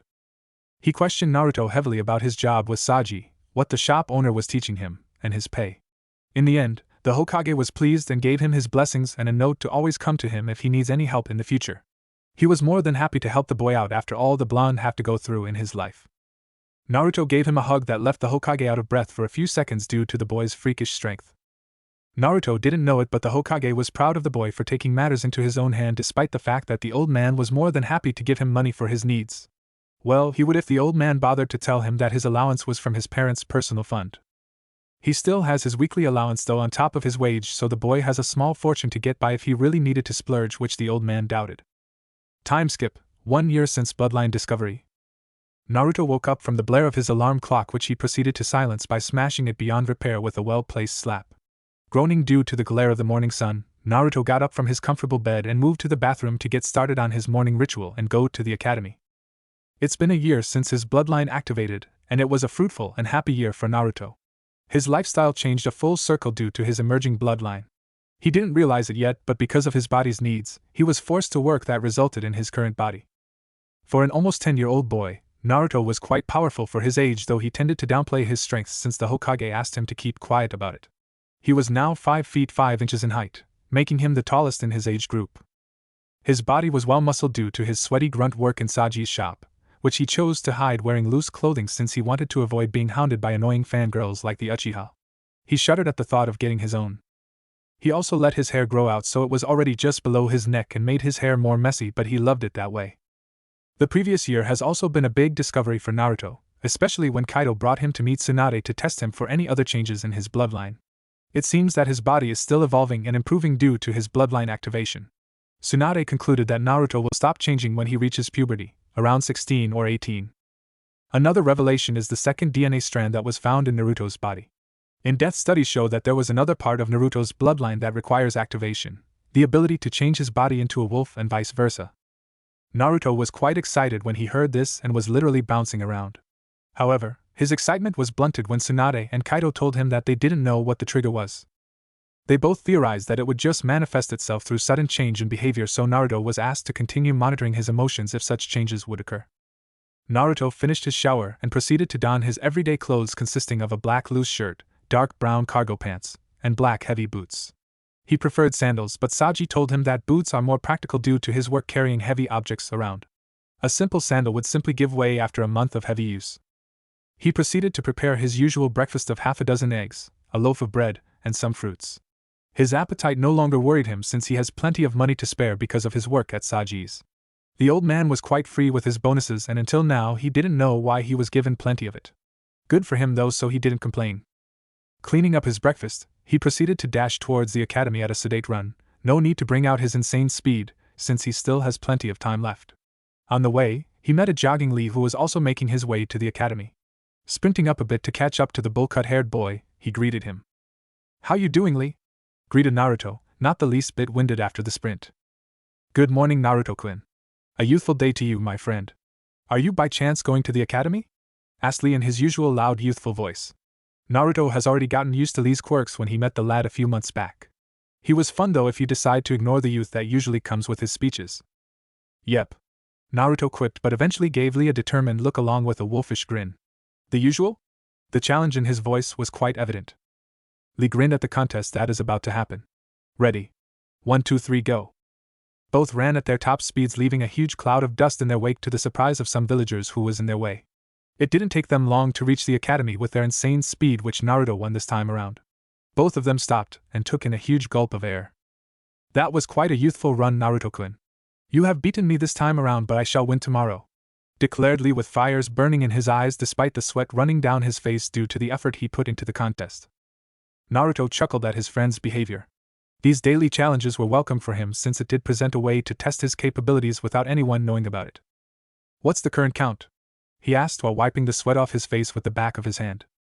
221 to 220 in your favor," answered Lee enthusiastically, already walking towards his classroom.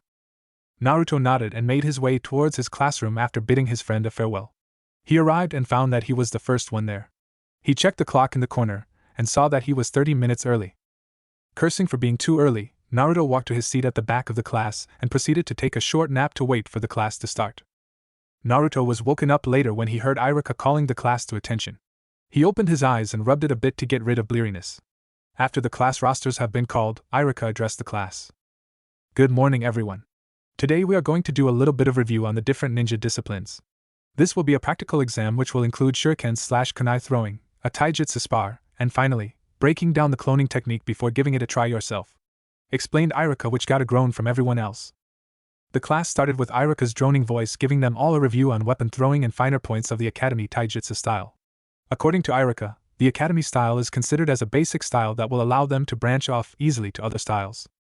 The style includes basic knowledge and muscle memory in throwing punches, kicks, landing when thrown, and basic evasion maneuvers. He already knew about it no thanks to the taijutsu instructors that took care of the subject. Naruto already knew from previous months that the instructors in the academy, except for Iruka, are disrupting his education. During one taijutsu class, he noticed that his instructions were way different from his classmates. He also felt clumsy from the style taught to him since it seems to put him off balance instead of correcting them. He questioned Saji about it when he got to work that afternoon, and the old man asked him to show him what he was taught. Saji was livid and proceeded to correct the boy and even expanded on the subject. He found out then that Saji was a retired chunin who quit due to an injury and proceeded to follow the family business of working with metals. After the lecture on taijutsu, Iruka proceeded to teach them the basics of clones.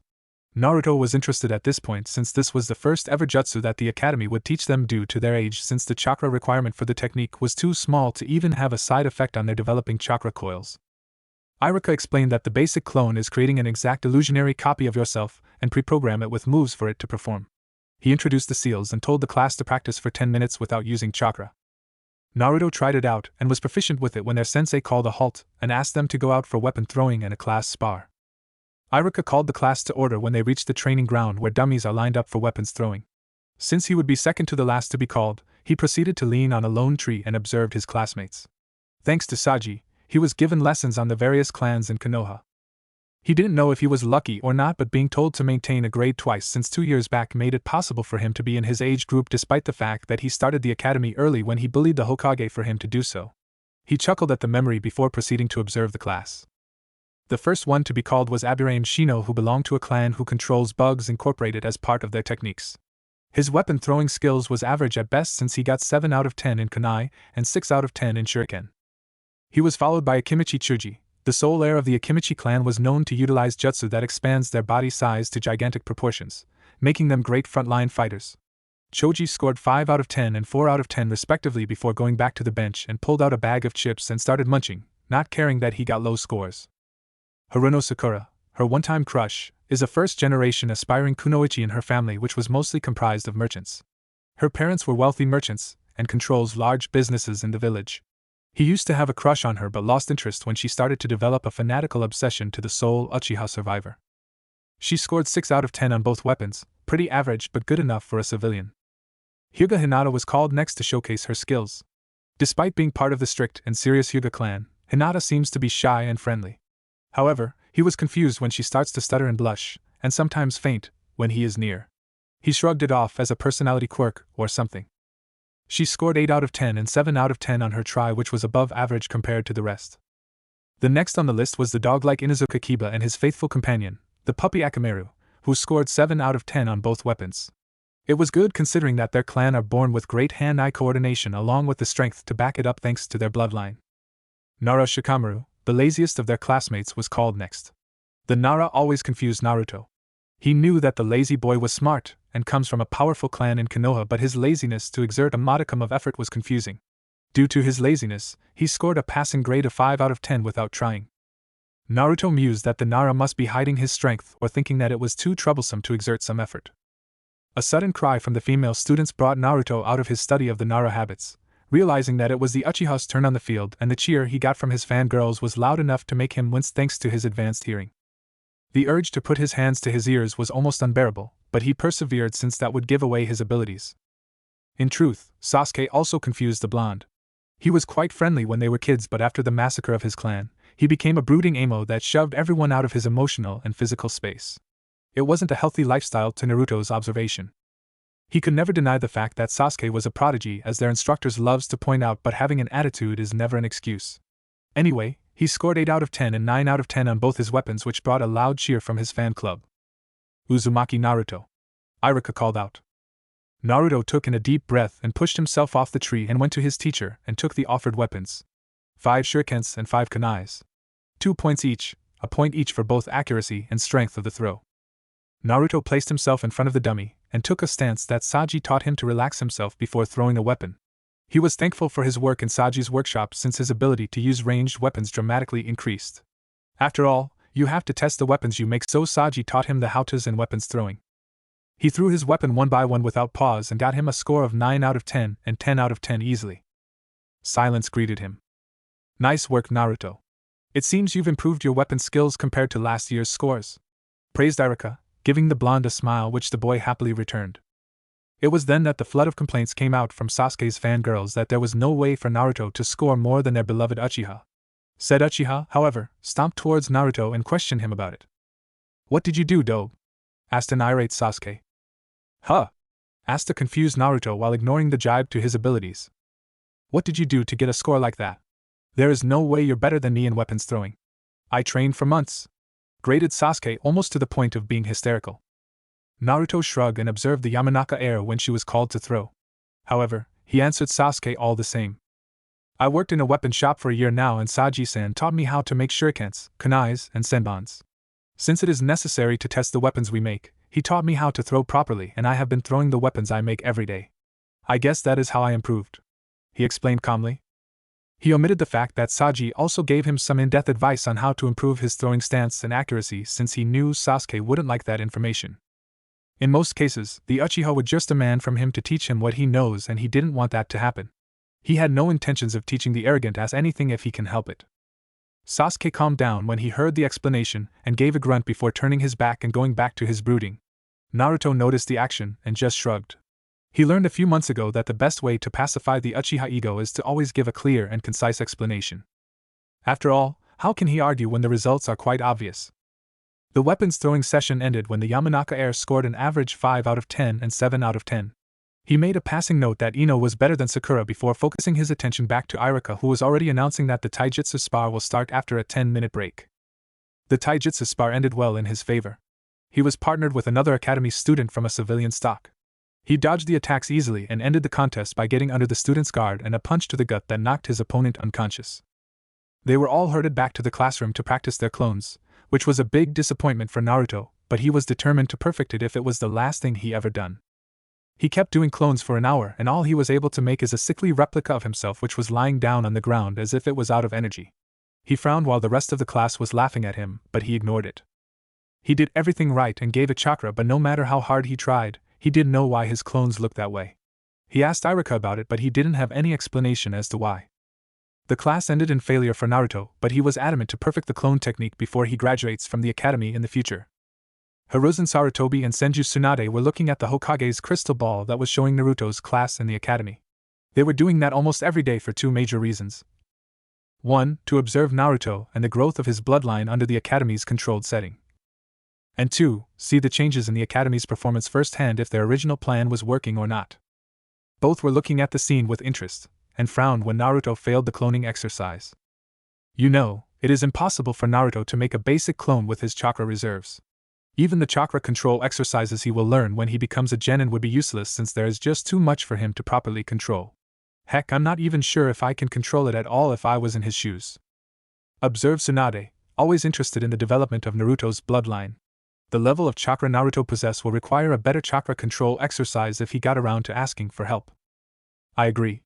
I got the same conclusion myself. If I recall, Kushina had the same problem as well since the Uzumaki clan is quite well known for their dense and powerful chakra. It was one of the reasons why we have the Kage Bunshin in our possession.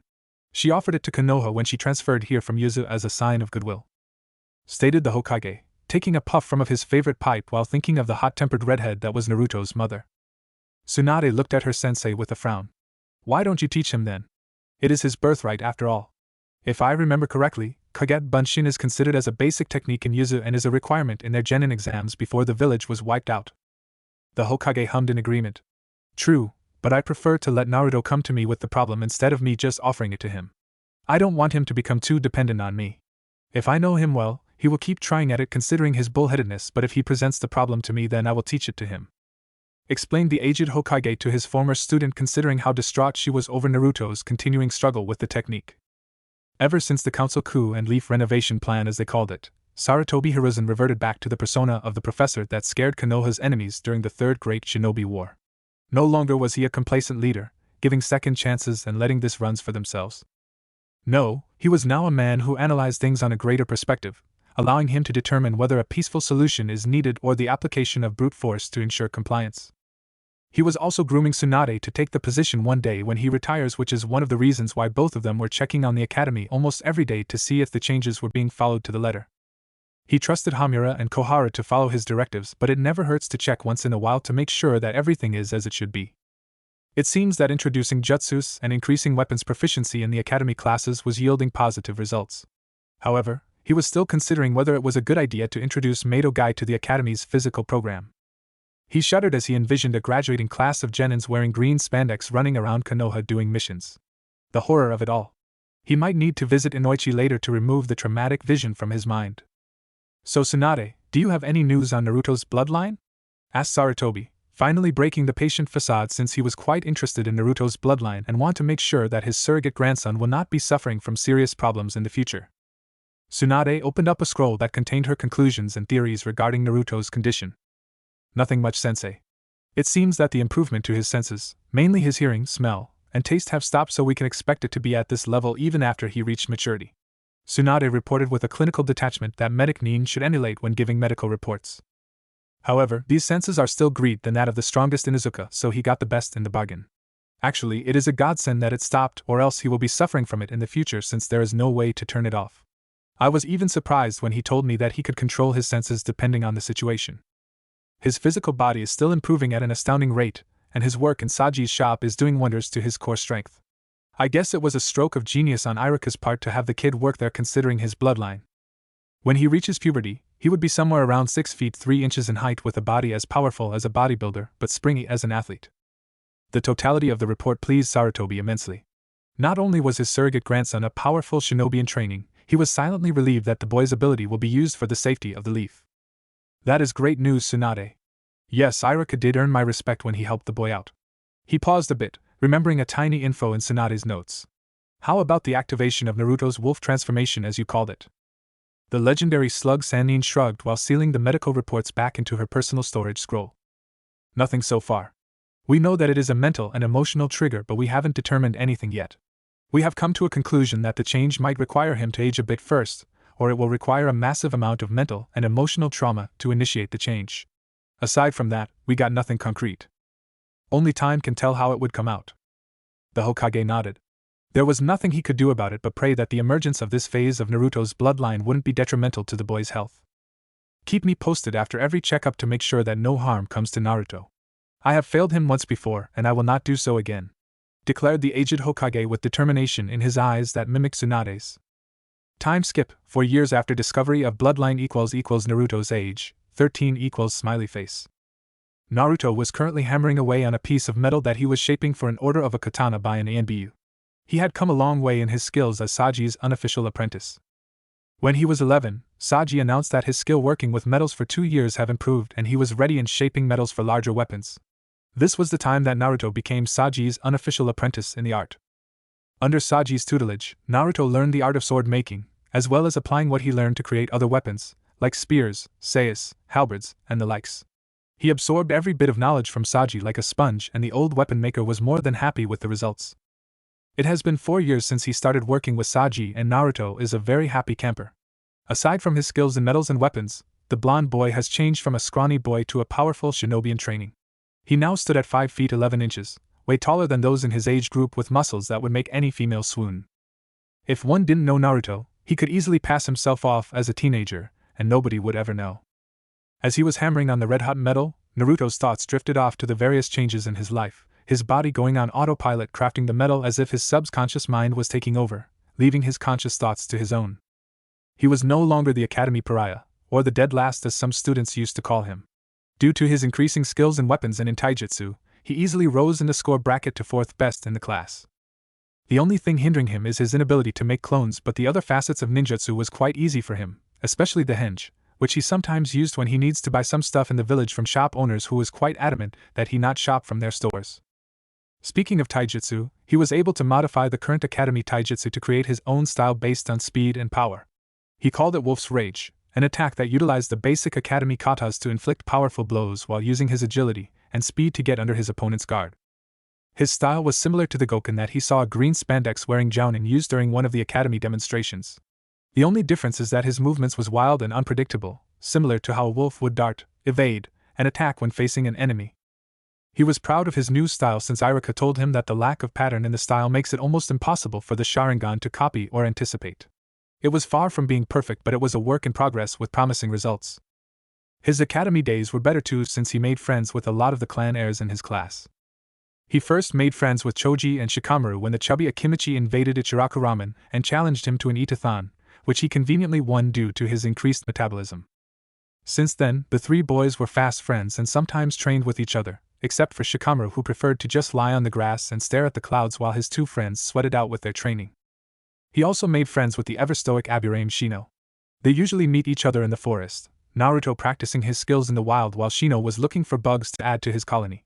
Their relationship was more on professionalism since the bug user refused to speak more than a few words at a time to Naruto's disappointment. He did earn the bug user's respect when he used his knowledge of the forest to point out where the rarer bugs resided. What Naruto didn't know, this action endeared him to the Aburame clan, and would offer him any help if he deems to just ask for it. He also made friends with the brooding Uchiha, though Sasuke prefers to call it rivalry, much to Naruto's amusement. They usually sparred during their free time in a taijutsu-only match since Naruto didn't have a clan library to fall back on in terms of jutsus. Their frequent spars made them the best in taijutsu in academy, with Naruto in the lead due to his physical body and speed, followed closely by Sasuke, whose reflexes and attacks were quite fluid since Naruto was merciless on him.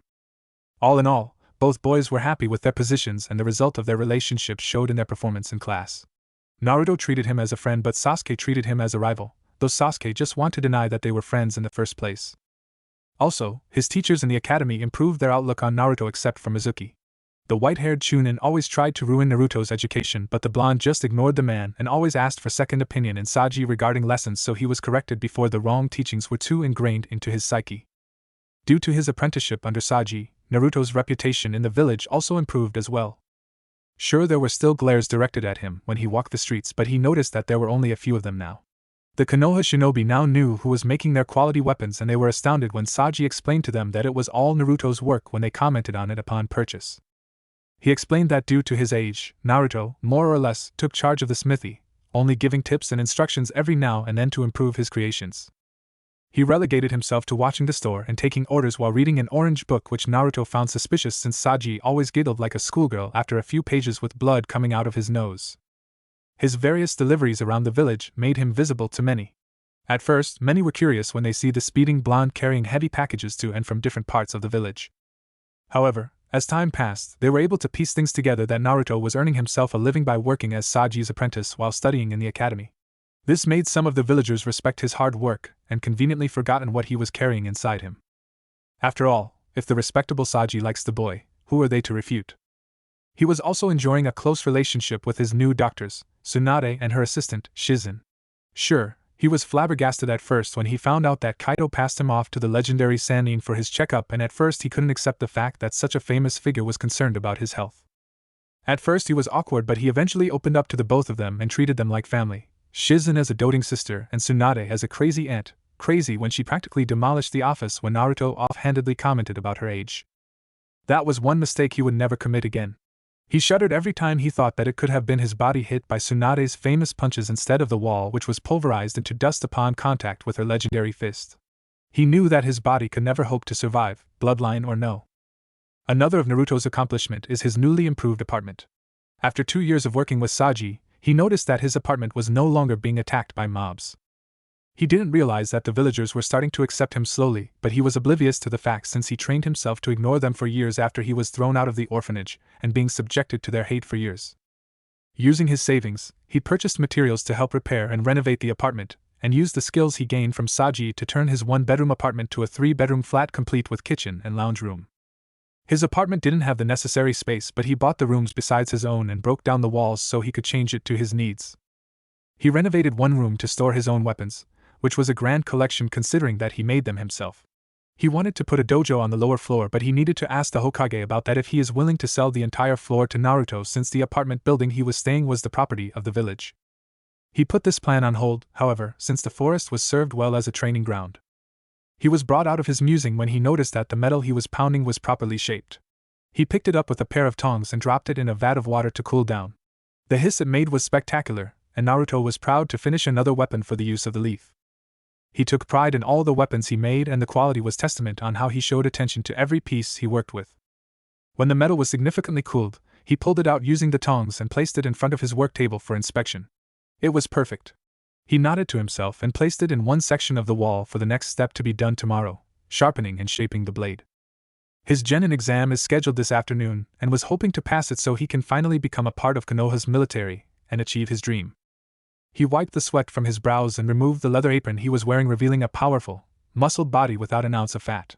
He took a white shirt from one of the hooks on the wall, placed it over his head and tugged it in place. He left the smithy to the front of the shop, where he saw a giggling Saji reading his orange book again. He just sighed at his sensei's eccentricity. As sensei, reading that smut again? Berated Naruto with an exasperated sigh. Saji closed the book and frowned at his apprentice. Shut up, Gaki. You can never become a man if you don't read this fine piece of literature. Naruto scoffed. That's just porn. Only perverts read those. And I'm no pervert, declared the blonde boy. Saji gave Naruto a perverted grin. Really now? So the blush you were sporting when Higarashi's kid, Tenten, came by a few days ago was nothing? Huh! He finished with a leer. Naruto blushed and scowled. Shut up, sensei. Anyway, I'm leaving early. I need to get to my apartment to freshen up so I won't be late for today's exam. The old man nodded and gave the boy a pat on the back. You will do great, boy. Make sure that you come by after you graduate. I have something that you would find interesting. Naruto gave him a curious look. Is this about the project you were making for months now? Naruto knew that Saji was working on the smith during his off days and effectively hiding it from him. His curiosity was piqued, but he didn't want to badger his unofficial master about it. Patience, after all, was one of the most important lessons Saji drilled into his head. Saji just waved his curiosity away. Ask me no question and I tell you no lies. Then he roughly pushed Naruto out of his shop. Beat it, squirt, and give them hell. Naruto grinned. Sure. We'll do that. Bye now, old man. With that, Naruto sprinted towards his apartment at top speed to make sure that he didn't arrive late for his exam. Naruto exited the compound in a depressed mood. He failed the academy exam despite being rated as the third in his class. How was he to know that the clone jutsu was part of the exam prerequisite? He kicked a stray pebble while he walked towards Ichiraku ramen, planning to eat away his grief for failing the exam. He almost reached his destination when someone called his name. Naruto. Naruto stopped, turned around, and saw Mizuki walking towards him. Hi Mizuki-sensei. What brings you here? Greeted Naruto in a subdued voice. Mizuki gave him a smile. I was looking for you. He placed a hand on Naruto's shoulder. How are you doing? He said in concern. Naruto just shrugged. Doing okay. I mean, I failed before, so this is nothing new. Mizuki patted him on the back. Don't worry about it. Actually, I came here to offer you something that we usually do to those who failed the exam, he said with a grin. The blonde boy perked up at this. Another way to pass the exam? This is too good to be true.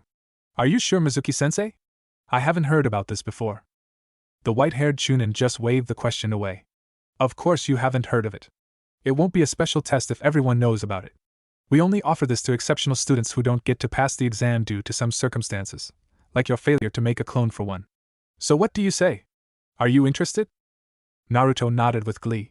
He is being offered another chance to pass the exam, and who was he to turn down an opportunity like this? So what do I need to do, Mizuki-sensei? Asked Naruto in excitement, totally missing the sly look Mizuki was giving him. Well, it's simple really. This is a stealth and retrieval mock exam. There is a huge scroll in the Hokage library that you need to steal and bring to a designated spot in the forest. Your task is to successfully infiltrate the Konoha archive in the Hokage tower, steal the test scroll, and bring it to this location. He instructed Naruto while giving him a piece of paper with a hand-drawn map of the rendezvous point. In order to graduate, you need to learn a jutsu from that scroll before I arrive. So, do you want to take this exam? This is a once-in-a-lifetime opportunity, and it won't be offered a second time. Sure thing. I will get this exam done perfectly, Naruto exclaimed while speeding off towards his apartment to get ready for his mock mission, totally missing the sinister smirk adorning Mizuki's face. It was almost midnight when Naruto arrived at the shack deep in the forest where he was supposed to meet with Mizuki. He still have 2 hours to spare, and stealing the scroll was relatively easy considering he can easily hear and see the ANBU patrols in the tower with his abilities. Squatting down on the ground, he placed the scroll on the grassy floor and opened it. The first technique he saw was the Kage Bunshin technique, a cloning technique that requires a huge amount of chakra to perform. Jackpot. Here is the solution for his worst jutsu that made him fail the academy. He read through the description and found it to his liking, especially the idea that his clones passes whatever they learn to the original. Without wasting any time, Naruto followed the instruction and was able to properly activate the technique without even getting winded. Dispelling the clones, he took advantage of the extra time to check on more of what the scroll has to offer. Let me see.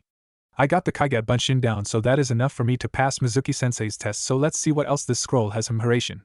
Fourth Hokage's price jutsu, not too complicated. He continued to unroll the scroll. Forbidden sealing methods, nope. I have no knowledge on seals and these are too complicated. Let me see, what's this? Legendary summoning, huh? Now that sounds interesting. He read the content. Legendary summoning. Unlike other summoning contracts, the legendary summoning borders beyond the normal summoning animals. The technique was first used by the Shodai Hokage, but he failed the test by one of the creatures he was able to summon. There is no known drawback to this technique except for the fact that it requires massive amounts of chakra to even connect to the one you are supposed to summon. It is also noted that this type of summoning technique will summon the animal that is suited for you at the expense of your chakra. Beware. Many shinobis have died from utilizing this technique when they were completely drained dry of their chakra when making contact with their summoning animal.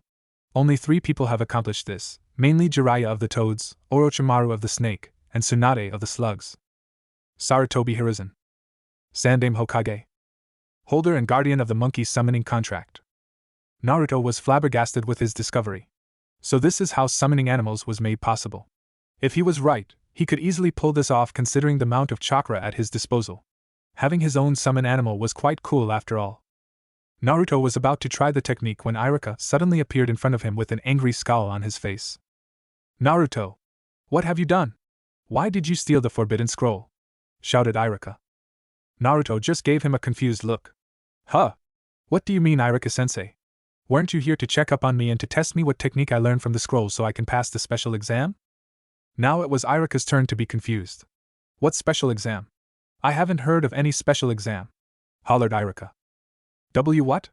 Mizuki-sensei told me that there is a special exam offered by the academy. He told me to steal this scroll, learn a technique from it in order to pass, and he will meet with me to test me afterwards, explained Naruto, excited to show Iruka what he learned. Iruka was far from stupid.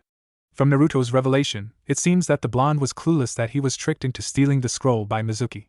He was about to tell the blonde when a sudden barrage of shurikens flew towards them from shadows of the forest.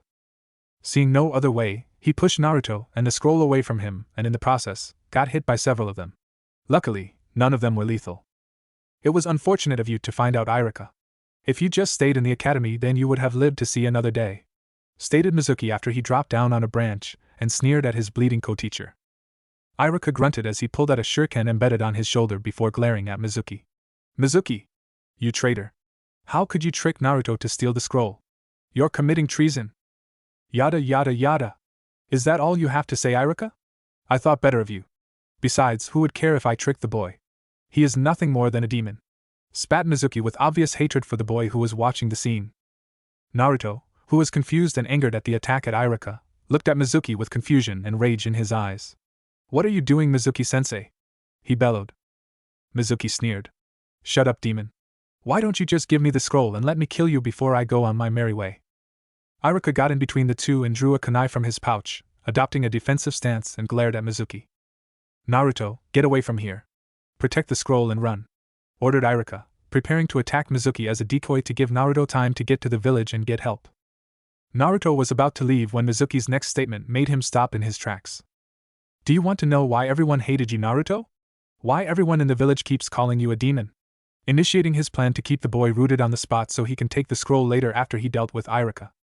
Iruka couldn't believe what Mizuki was saying. This was a secret punishable by death. Mizuki. Don't. The Hokage forbade us to even mention that. Who cares, Iruka? I'm leaving the village anyway. Besides, don't you think it's only fitting to let the boy know before I kill him? Said Mizuki with an evil smirk on his face, quite happy that his plan was working like clockwork. Naruto was confused. What in the world were they talking about? Iruka-sensei? What is Mizuki talking about? Asked a confused Naruto. Before Iruka could answer, Mizuki beat him to it. Oh ho. You want to know badly, boy? You remember the Kyuubi, don't you? The one that attacked the village 13 years ago? Naruto nodded, confusion lining his face. Good. You see, Beyond Aim didn't kill the Kyuubi. He sealed it. Mizuki. No! Iruka shouted in desperation. He even threw a kunai at Mizuki hoping to stop the revelation, but the traitor just moved out of the way before continuing. Shut up, Iruka. Where was I? Oh yes. He sealed it in a boy that was also born the night the demon attacked. Guess what? You are the boy that he sealed the Kyuubi into. You are a demon. You are the Kyuubi no Yoko. Finished Mizuki with an evil cackle upon seeing the look of shock on the boy's face. Naruto froze at the revelation. He remembered all the times that the villagers attacked him, spouting demon brat and fox demon every time they land a punch or a kick on him. He also remembered the glare of the villagers as he passed by them. Now everything was clear. No wonder the villagers hated him. Mizuki saw that Naruto was frozen on the spot by the revelation, so he took advantage of the situation. Die, demon! He threw the massive shuriken he was holding towards the still frozen Naruto, thinking to end the demon's life there, and then gained recognition in the process, not that he needed it since he was leaving the village anyway. Iruka saw the projectile flying towards his beloved student, so he did the only thing he could think of. He shoved Naruto down to the ground and shielded him with his body. A loud squelching sound echoed throughout the clearing when one of the blades of the shuriken embedded itself into Iruka's back. Naruto was brought out of his shock when he saw his teacher push him out of the way of the shuriken and took the attack himself. He looked at the figure of Iruka covering him, with blood running down the side of his mouth. Are you okay, Naruto? Slurred Iruka, coughing a little bit of blood that splattered on Naruto's face. Iruka-sensei. Why did you save me? I am a demon. I should die. Blurted a shocked Naruto. Iruka shook his head slowly and gave Naruto a smile. And no, Naruto. Why you aren't the demon? I should know since I saw you grow to a fine man you are. Iruka coughed again, more blood dribbling down his chin from the damage he sustained from the attack. Oh, shut up, Iruka. You hate the fox more than I do, spat Mizuki, glaring at the two on the ground beneath him. Yes. I do hate the fox, stated Iruka. Naruto froze at this revelation. But Naruto is not the fox. He is my beloved student who I would protect with my life. Mizuki sneered. So be it. Then die, Iruka. He was about to throw his other shuriken when an earth-shattering punch collided with his face that threw him to the ground with a sickening crunch. He pulled himself up after gathering his wits and saw Naruto standing in front of him, between him and the prostrate Iruka, glaring at him with cold fury in his eyes. You will not hurt Iruka-sensei. If you touch him again, I'll return the pain 1,000 times over, declared Naruto in a cold voice that made Mizuki shiver. Mizuki scoffed, and pulled himself off the ground and withdrew a kunai from his pouch. Give it a try, demon. You're no match against me. What can an academy dropout do to a seasoned chunin like me? Naruto just glared at the man he hated with all his guts for hurting his beloved sensei. He made a modified cross ram seal in front of him and shouted, This Kage Bunshin no Jutsu. The clearing was covered in smoke, which later dissipated, revealing hundreds of Naruto clones glaring at the traitor. The blonde grinned at the shocked look on Mizuki's face and shouted, Okay, boys. Make him feel pain like never before. A loud yes boss echoed throughout the clearing, and the entire clone army descended on the shocked Mizuki and beat the hell out of him. Naruto walked back to Iruka to check up on his beloved teacher that practically saved his life. Iruka-sensei, are you okay? I should bring you to the hospital. You're bleeding very badly. Iruka was shocked when he saw Naruto clobber the hell out of Mizuki with hundreds of clones. Shadow clones. He watched the beating that Mizuki received for a few minutes before the hundreds of clones dispelled, revealing a beat-up Mizuki in the middle of the clearing. He heard Naruto ask him if he was okay and looked at the grinning, yet concerned face of his beloved student. Yes, Naruto. I'm fine. Nice job in beating Mizuki. He pulled out 2 pills from his pouch and took them. Chakra and blood replenishing pills. When you attacked Mizuki, I diverted all of my chakra to the wound to close it up. I drained all of my chakra just to close it up, so I need to replenish it, explained Iruka when he saw the questioning look on Naruto's face. Hee. I didn't know that, confessed Naruto while scratching the back of his head in embarrassment. Iruka chuckled. Anyway, let's go return the scroll to the Hokage. Watch out. He pushed Naruto out of the way when he heard the distinct metallic clink from Mizuki's direction and was hit by a kunai in the chest. Naruto was savagely pushed out of the way when Iruka shouted. He looked back at his sensei and saw a kunai stuck on his chest. He saw red. Seeing Iruka's shocked face and a kunai on his chest made Naruto's felt fear and rage. Fear for Iruka's health and rage over the attack to one of his precious people. He swerved his head and glared at a bleeding Mizuki who had a triumphant look on his face. He good riddance to bad rubbish, stuttered Mizuki as he spat out some blood that was pooling in his mouth. Now that he's out of the way, it's time too. He froze from his rant when he saw Naruto. The blonde boy was seeing red.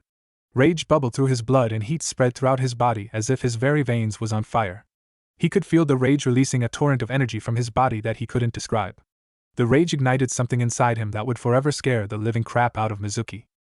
Naruto howled as the rage and heat in his body rose up to a roaring crescendo. His body bulged and grew that ripped his clothes away, except for his pants. His golden hair grew longer as golden fur grew from every inch of his skin. His once blue eyes turned a golden yellow. A wave of energy emanated from him as he howled once again, his body in pain under the throes of another change.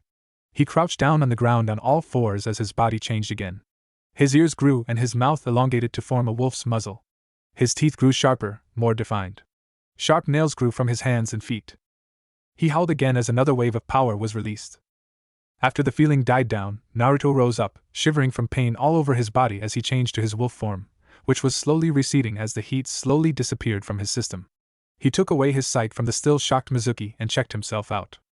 He was like those werewolves in the books he read. He was very tall, taller than he was before the change considering how he was towering over Mizuki now. His claws were very sharp and he was covered in golden fur. His face released a wolfish grin that practically made Mizuki piss his pants when he saw it, which was the result of seeing razor-sharp teeth baring at him. Nice. So this is what Tsunade-san was talking about when she said I could turn into a wolf. This is so cool, crowed the now-changed blonde as he examined the changes on his body. He felt so powerful, so free, so liberating. The feeling made him want to howl again, not in pain but of freedom. He was about to do so when the voice of Mizuki interrupted him. This caused him to growl in annoyance. What are you? Demon! I knew it! You're the Kyuubi, ranted a still shocked Mizuki. Naruto released a wolf-like growl that echoed throughout the clearing. Are you stupid or what? I'm a wolf, you idiot. Kyuubi is a fox, and as you can see gesturing to his changed body, I'm a wolf, or a wolf man, dumbass. Shut up.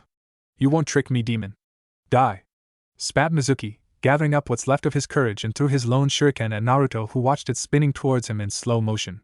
He easily snatched it out of thin air by grasping one of its blades with ease. He looked at the weapon for a few moments, and realized that it was one of his creations. Team. How dare you attack me with the weapon that I made? Besides, this is how you use it. He threw the shuriken back at Mizuki with amazing strength. The speed that it was flying made it impossible for the traitor to avoid it entirely, slicing one of his arms off by the elbow before it cut off one of the trees behind him before getting stuck at another. Mizuki howled in pain. Naruto saw his chance and dashed forward with his powerful legs and punched Mizuki in the gut with a powerful uppercut that broke one of his lower ribs and threw him up into the air. Naruto then jumped up and did an axe kick that hit the traitor on the back and propelled him to the ground with amazing force that it caused a crater upon impact. Naruto landed at the edge of the Mizuki-shaped crater and saw the traitorous Chunin knocked out from the blow. The team was still alive, judging from the shallow movement of his chest. Naruto snorted and walked back to his beloved sensei with a gait similar of a predator stalking his prey. Iruka coughed and blearily opened his eyes but shouted when he saw a golden werewolf grinning in front of him. "Ah, don't eat me!" he screamed in a high-pitched voice. Naruto was shocked at Iruka's outburst but could understand Iruka's position considering his recent change. "Nay, Iruka-sensei. It's me. Naruto." Desperately holding in his laughter from Iruka's childish reaction. Naruto? Is that you?" stuttered Iruka. Naruto rolled his eyes and gave Iruka a huge wolfy grin that scared the wounded Chunin again. After all, seeing razor-sharp teeth just a few inches from your face have that effect on anyone. "Yep. I finally activated another part of my bloodline that Tsunade-basen told me about. I'm a wolf-see. Or maybe a werewolf? Isn't it cool?" Naruto jumped back to show Iruka his entire frame. Iruka chuckled. Yep, this was Naruto alright. He checked his wounds and was lucky that one of the storage scrolls in his chest pocket protected him from the kunai. He sighed in relief. He thought that he was about to die from that. Chakra or not, a second major wound was not something to look forward to when you're already wounded. He looked at the jumping and exultant Naruto in front of him, and grinned. "Naruto. You did know that you're almost naked, right?" Iruka pointed at the almost mutilated pants Naruto was wearing with only a few threads and his belt holding it in place. Naruto looked at Iruka, confused, then looked down. What he saw made him curse. "Shit! What happened to my clothes? My favorite pants? My shoes? Nuh! Saji is going to kill me!" wailed Naruto in a childlike manner, but his rough, wolfish voice destroyed the facade. Iruka was about to make another comment when the Hokage and his ANBU guards appeared in front of him, effectively shielding his view of Naruto. Their position also made sure that they couldn't see Naruto as well. "Iruka. Where is Mizuki and the scroll? Where is Naruto?" demanded the Hokage, worried about his grandson. Iruka just shrugged and just pointed behind them. The Hokage and ANBU weren't prepared to see 9-foot-tall werewolf grinning at them beside a much-wounded Mizuki, and the forbidden scroll lying innocently on the ground. "Yo!" greeted a still grinning Naruto, showing off his razor-sharp teeth, waving one of his clawed paw/hand at the new arrivals. The Hokage and the ANBU fainted, causing Naruto and Iruka to sweat drop. The Hokage woke up face to face with the grinning werewolf. "Hi Hokage Gigi. Glad of you to join us," greeted Naruto. When the Hokage and the ANBU fainted, Naruto and Iruka laughed out loud at their response before deciding to wait for them to wake up. Naruto was telling Iruka about his changes and abilities when he heard the old man wake up from his fainting spell and proceeded to greet him. "Naruto, is that you?" asked a still shocked Hokage, checking out the changes on his surrogate grandson. Naruto's grin grew wider if possible. "Yup, Gigi. I finally changed to my wolf form. Isn't it cool? Won't Tsunade-basen be surprised, huh?" The Hokage chuckled. Yep, this was Naruto alright. Nothing could ever emulate the way he addresses him even when they are in front of people. Also, only Naruto would find his changes cool. He was about to say something, when the ANBU guards woke up and saw a grinning Naruto in front of the Hokage. They did the only thing they could think. They immediately attacked. Naruto saw the ANBU woke up and immediately proceeded to attack him. He grabbed one of the punches thrown by the huge bear-masked ANBU and threw him to the side, hoping that he didn't hurt him too much. He dodged a sword swipe from a cat-masked ANBU, yanked the sword out of her grip and threw her away as well. The last ANBU was going through a jutsu when Naruto suddenly appeared in front of him and punched him in the gut. All of these were done in just 5 seconds. The 2 ANBU that Naruto threw to the trees was about to attack again when a shout of stop from the Hokage froze them in their tracks. "Stop attacking Naruto-kun now! Stand down!" commanded the Hokage in a voice that brooked no complaints. That's Naruto? Asked the cat-faced ANBU. Hiya, it's me, quipped Wolf Naruto, giving his old caretaker a wave with his clawed hands, which looked practically scary considering the razor-sharp nails he was sporting. Nico recognized the way she was called immediately. She ran up to Naruto, jumped, and bonked him in the head. What were you thinking stealing the forbidden scroll, you baka? And what happened to you? It was quite funny to see a 9-foot-tall golden werewolf being scolded by a mere 5 feet 5 inches woman. Everyone in the clearing sweat dropped at the hilarity of the situation. Naruto sat down and massaged his head. Nico-chan, he whined. I can explain. It wasn't my fault. Mizuki tricked. I don't care if you were tricked. You should be smart enough to recognize deception, ranted an irate Nico. Naruto dropped his gaze to the ground, which was quite comical to the onlookers since it wasn't every day that a werewolf is cowed by a woman. Heck, it's not every day you see a werewolf. Period. Sorry, Nico-chan, said Naruto in a downtrodden voice, almost a whine that made their hearts ache. Nico was about to bop him again on the head, but she saw something that made her buried girly instinct run out of control. A golden furry wolf with cute fluffy ears and a bushy tail lazily swaying behind him. She tried to stop herself from doing what she promised never to do again when she joined the NBU. She tried, and she snapped. Kawaii! She shouted and glomped on Naruto with so much force that the large wolf was thrown on his back. Nico nuzzling the huge ears and scratching it. Naruto was in heaven. The feeling of being scratched was dizzying. He released a plaintive whine of contentment, and his tail and one of his legs was twitching in bliss, his tongue lolling out the side of his muzzle, eyes half closed. Iruka and the Hokage saw the potential blackmail material the scene opened up to, so they immediately whipped out a camera from somewhere and took multiple photos of the oblivious duo, then hid it again without anyone noticing. The remaining two ANBU just sweat dropped at the sight. The Hokage, wanting to get the night over and done with, released a loud cough that caught everyone's attention. Okay. Now that is over and done with. Bear, I want you to take Iruka to the hospital. Eagle, I want you to go get Tsunade and tell her to be in my office ASAP. Tell her it's about Naruto, she'll understand the seriousness of the situation. Cat, you can let go of Naruto now. This caused Naruto and Cat to whine but was duly ignored by the old leader. Everything you see here is an S-class secret and must not be released to the public without my express permission. Is that clear? The ANBUs and Iruka shouted in affirmative. Bear grabbed Iruka and Tsunade to the hospital, leaving Naruto, Nico, and the other ANBU with the Hokage. Now let's go to my office for debriefing. It took them some time to travel to the Hokage's office due to Naruto's condition. They tried to use Shunshin at first, but it didn't work since Naruto was just too big and too heavy to do so, and making such a feat possible requires a lot of chakra to pull off. So in the end, the Hokage and Nico, who were left in the clearing with Naruto, decided to teach Naruto the body flicker technique, Shunshin, so they can get back to the office without having to reveal Naruto's recent changes to the public. After all, the Hokage Tower was in the middle of the crowded village, so hiding a 9-foot-tall golden werewolf was definitely beyond their abilities, even if it was past midnight, since there were shinobis patrolling. It took an hour before Naruto was able to get the technique down, but the blonde required practice before he could perfect it enough to travel long distances. They spent another hour of Naruto appearing and reappearing around the clearing before they were able to arrive at their destination, much to the Hokage's consternation. One thing they found funny, however, was how the body flicker technique was different due to Naruto's bloodline.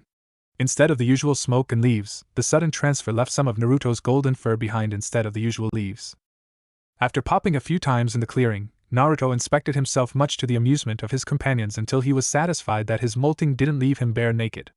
Naruto just ignored the cackling from the duo and snorted.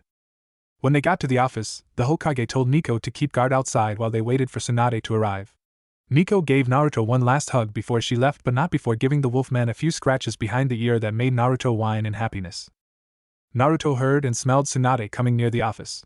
He gave the Hokage a wolfish grin and hid himself behind the door, which didn't do much due to his size but enough to hide him from Tsunade. Tsunade entered the office oblivious to the prank. Sensei, what's the reason you called me up here at this time of night? What happened to Naruto?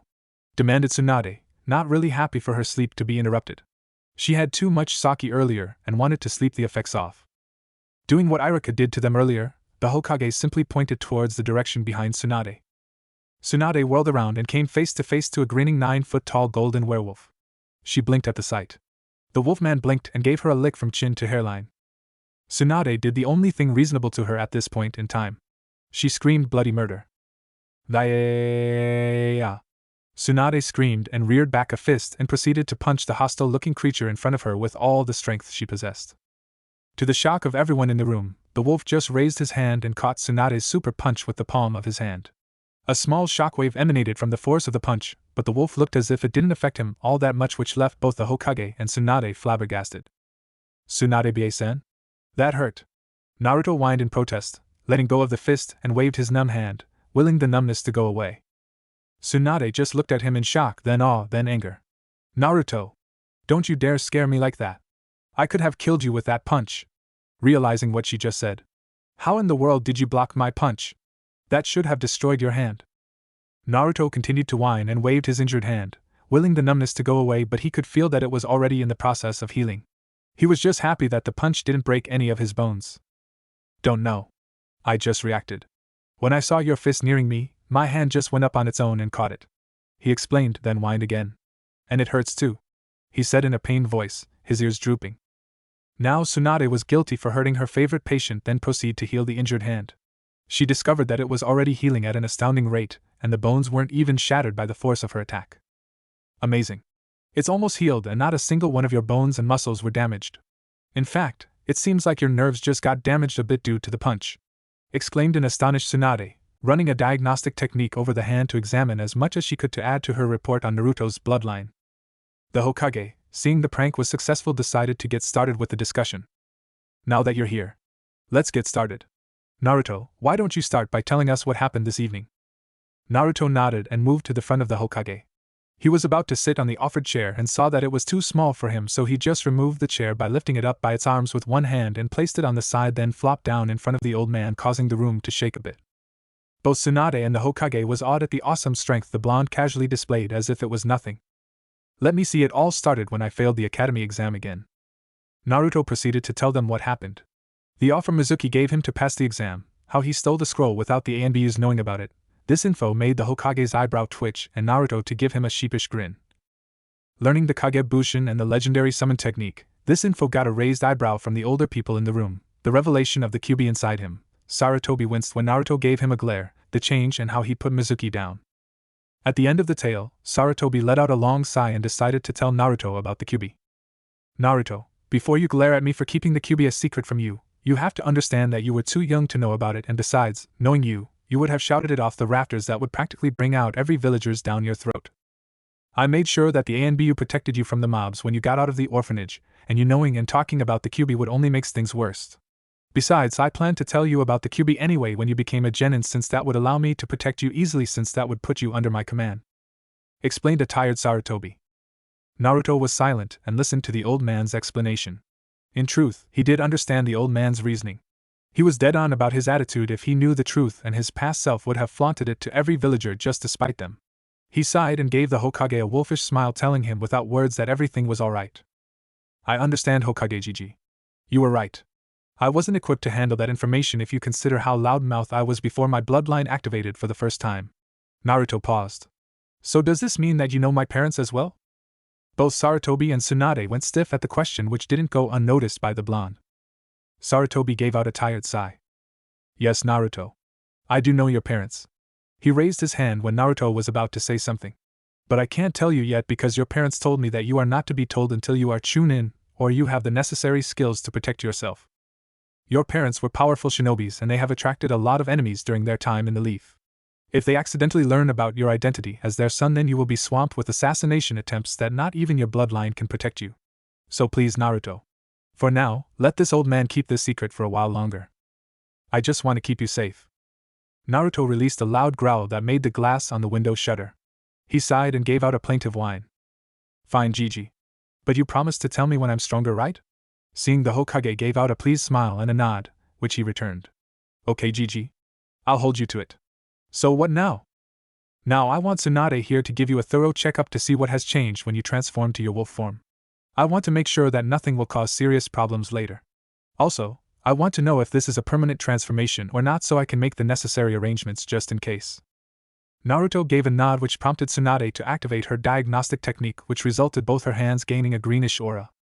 She placed her hands in various parts of Naruto's body, including the area where his little wolf was located, which caused him to blush. He didn't turn red, but the rising of his fur was definitely a sign of blushing for someone like him. Tsunade continued to scan and prod the wolf for almost 30 minutes before turning the technique off. So what's the verdict, Tsunade-san? Asked an embarrassed Naruto, still thinking of how close Tsunade's hand was to his little wolf. Tsunade bopped him on the head for the title before giving them the complete result of the checkup. From what I gathered after I diagnosed his body, there is nothing wrong with Naruto when he is in this form. Yes, this is only a temporary form. From what I checked, the DNA strand that contained the wolf transformation gene is still separate, but it seems to be dominant this time around considering the amount of chakra it's been releasing. Before, the human gene was releasing chakra, so I guess that the wolf gene was dormant. Anyway, it seems that Naruto got a boost in all of his abilities. His Digitsu seems to be activated without requiring him to consciously do so. His strength is 10 times more when he was human, which gives testimony to how he was able to block my punch without any obvious damage. His muscle and bone density tripled, so I guess his speed also went up a notch. From what you told me how he threw those ANBUs around like a rag doll, that doesn't require any explanation. His chakra network also expanded after the change, so he is holding 3 times the amount of chakra he has to fit his body size. Well, that's it. Tsunade finished her explanation, which left the werewolf and the Hokage flabbergasted with the result.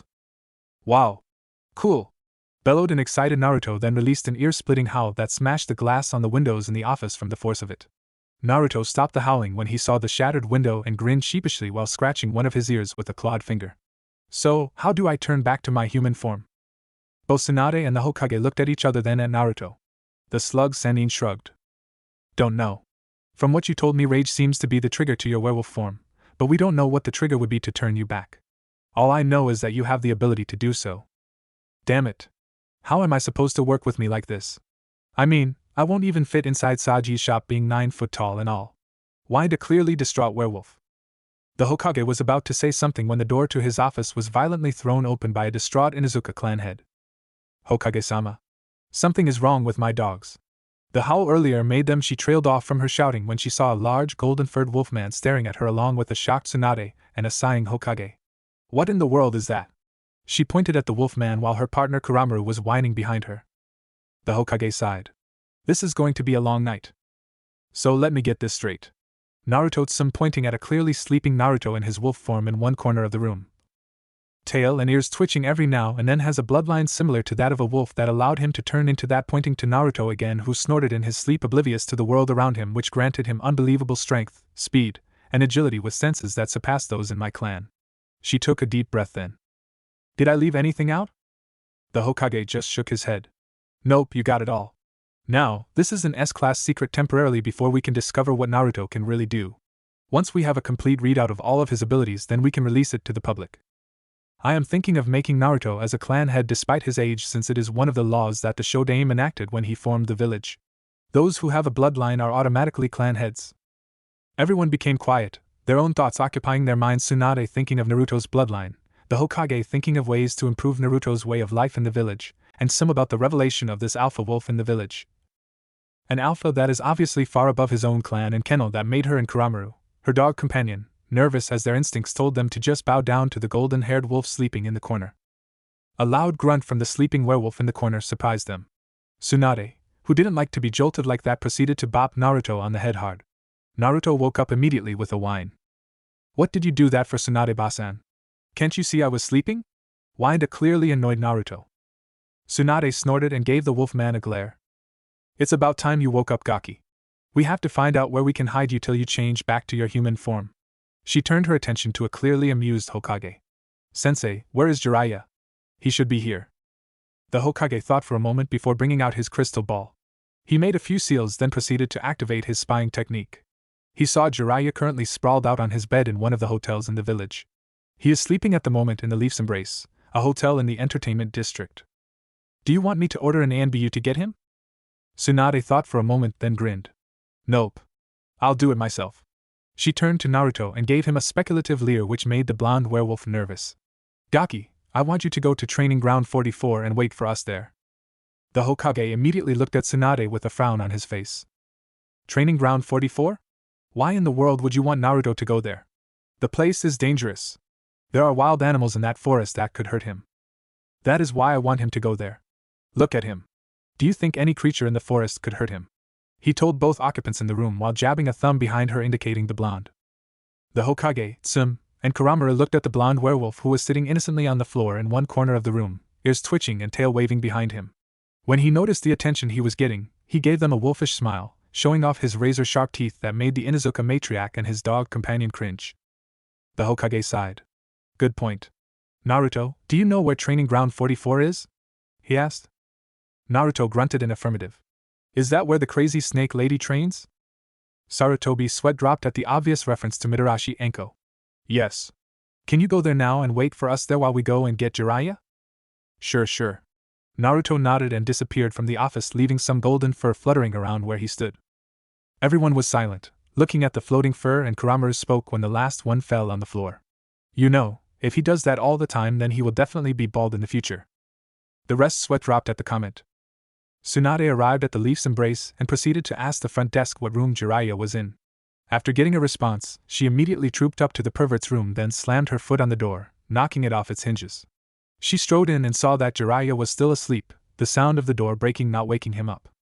With a grin, she made a few hand seals and shot Jiraiya in the face with a low-powered water bullet that woke the toad Sannin spluttering and cursing. He saw a grinning Tsunade and growled. Tsunade-chan, what did you do that for? Giving the slug Sannin a mock glare, wiping the water from his face. Tsunade smacked him on the head. Wake up, pervert. We have a situation. Meet me in the old man's office ASAP. She disappeared via Shunshin, followed shortly by a disgruntled Jiraiya.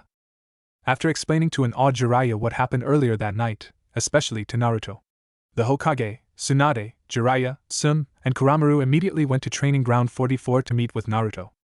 They didn't see Naruto at the entrance, but they heard a sound of fighting somewhere deep inside the forest. Without waiting for any prompt, all of them dashed inside following the noise, hoping that Naruto didn't get hurt from the various wild animals in the forest. When they got to a clearing deep inside the forest, they sweat dropped at the sight. Naruto was currently giving a very large tiger a chokehold while being surrounded by passed-out tigers. These tigers were twice as large as the normal ones and clearly dangerous. Even Anbu feared to face them in a group. When Naruto saw that he has guests, he immediately released the unconscious tiger and gave them all a wave. Hiya guys. Sorry about this. He gestured towards the passed-out tigers in the clearing. They attacked me while I was playing around, so I kind of retaliated. He, explained Naruto while scratching the back of his head in embarrassment. Everyone just shook their heads in amazement at how Naruto was able to manhandle such large creatures that Anbu was afraid to face or even attack. So Gaki, how does it feel to be the only werewolf in Konoha? From what they told me about you and Nico earlier, I would bet that every ladies in Konoha would just love to tussle with you. Giving Naruto a perverted leer and giggling a bit as he scribbled something on his notebook. Tsunade smacked the perverted sage on the head and looked at a blushing Naruto. Hey kid. Have you discovered how to change back to your original form? Naruto shook his head, looking comical since he was still in his wolf form. Nope. But I have an idea though. Tsunade prompting him to go on, he continued. I read in the Forbidden Scroll of a legendary summon technique that summons an animal that you are attuned with. I'm thinking that it is quite possible that my summon animal will know about me or my bloodline. Maybe they can help me control it or something. Tsunade, Jiraiya, and Tsum gave the blonde werewolf a confused look. What technique is that, Gaki? I never heard of that before. Asked Jiraiya. The Hokage chose to answer this one. The technique that you used to call on to your respective summons. If I recall, Jiraiya was able to call upon the elder toads of Mount Myaboku while Tsunade called up Katsuyu of the slugs. Orochimaru was able to call Manda of the snake clan as well. They all became your summons after the three of you passed your respective tests. It is slightly different from the regular summoning hand seals that you use now. Both Sannin nodded in remembrance, but Tsunade was concerned over something. Are you sure, sensei? If I remember correctly, both me and Orochimaru passed out when we tried it due to chakra exhaustion. Naruto is still too young to do it. Yes, he would be too young at the moment to attempt the summoning, but you told me that Naruto has 3 times the chakra he has in human form, so it means that his chakra is 4 times my own. He can do this technique easily with enough chakra to spare, explained the Hokage. Tsunade nodded. The boy indeed have more chakra than all of them combined at the moment. If she would hazard a guess, his chakra reserve is currently on par with a low-level Bijou or tailed beast. Okay Naruto. Proceed with the summoning. We will stand back a ways in the forest to avoid angering the boss you will be calling to you. Naruto nodded and looked around the clearing, thinking it was big enough for such an experience. He pulled in a deep breath and released it slowly. He went through the seals he memorized from the scroll and slammed it on the ground while calling out the technique. Genkitiki Kuchios no Jutsu, legendary summon technique. The chakra surge that Naruto released was enormous as he shouted the technique. A large puff of smoke covered the entire clearing before it dissipated, revealing a sight that could even make Manda, the boss of the Snake Clan, cringe in fright. Naruto was standing on top of the head of a gigantic wolf, easily twice the size of Gamabunta. The wolf sported a large scar that passed through its right eye, dark gray fur with white slashes like that of a tiger's stripes. The fangs were quite visible, and many could easily say that it was very sharp. The unique thing about the wolf is that it sported 9 tails similar to that of the Kyuubi. The wolf spoke in a voice that reverberated throughout the entire forest. "Who summoned me here in the mortal plane? Speak before I unleash my wrath on you." Naruto chose this time to make his presence known. He knocked on the wolf's head, making everyone who was hiding in the forest wince at the disrespect, and spoke directly to the summon. "I'm Hirokami, Wolf-san. I, Uzumaki Naruto, summoned you." Knowing that someone was on top of his head, the large wolf summon jerked his head upwards, throwing Naruto off his head, but before the boy could do anything, the wolf swiveled around, allowing one of his tails to slap Naruto, forcing him to careen towards the ground with enough force that it left a 3-foot-deep crater with him, the werewolf groaning in the middle. Naruto groaned at the sudden impact, and pushed himself up. He shook his entire body to get the shock off like it was nothing before giving the grinning giant wolf a glare. "What did you do that for, Baka Okami?" shouted Naruto, clearly annoyed at being slammed on the ground like a rag doll. The wolf's grin widened some more, revealing more of its razor-sharp teeth. "Oh ho! You survived that, did you?" He gave the boy a closer look. "Would you look at that? I didn't know your kind survived after all these years," said the wolf in amazement. "My kind? What can you tell me about my kind?" demanded Naruto. The wolf gave him a fanged grin. "I will tell you if you defeat someone of my choosing in combat. Since you have summoned me here, as my summoner, I need to determine if you're worthy to summon the Moonwolf clan. Will you accept my challenge, young pup?" taunted the wolf. Naruto bristled at being called pup. He bared his teeth at the huge wolf and shouted at the top of his lungs. "Bring it on, you oversized plush toy!" challenged Naruto. Everyone who heard Naruto's insult and challenge slapped their face in unison. The Hokage sincerely hoped that Naruto would survive the challenge, or in worst case, enough of him to be buried in a funeral. "You are quite courageous, pup. Let me call my champion for battle." The wolf boss sat on his haunches and a large puff of smoke appeared in front of him. This time, the wolf that appeared was twice the size of Naruto, sporting blood-red fur, claws and fangs ready for ripping. It sported 3 tails waving behind him. "You called me Fenrir-sama?" "Genjutsu, Crescent Moon, we have a new summoner to test," informed the newly named Fenrir to the new arrival. He gestured towards Naruto, who was busy checking out the new red wolf in front of him, with his muzzle. Genjutsu saw Naruto and was surprised at the challenger. "Interesting.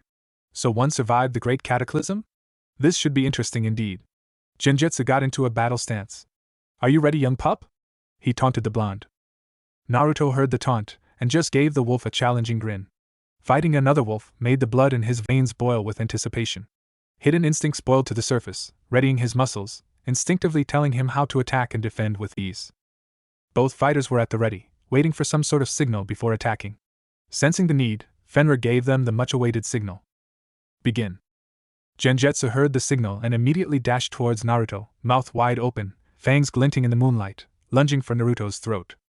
Naruto was surprised by the sudden attack, but his instincts saved him from being decapitated by jumping to the side. He launched a counter-attack on his own with a swipe of his sharp claws, which the wolf easily avoided by jumping over Naruto, somersaulting and attacking Naruto's back with his paws, leaving deep gashes and blood being spilled on the ground. Naruto grunted in pain but could already feel the wound healing. Deciding to give back what he got, he mule-kicked the wolf on the ribs that caused it to be thrown 10 feet away from the healing blonde. Genjutsu shook the cobwebs away from such a strong kick and eyed the boy with anticipation. He was expecting an easy fight, but it seems that the boy was making this a challenge for him. Fenrir, who was eyeing the fight, was enjoying the start of the match.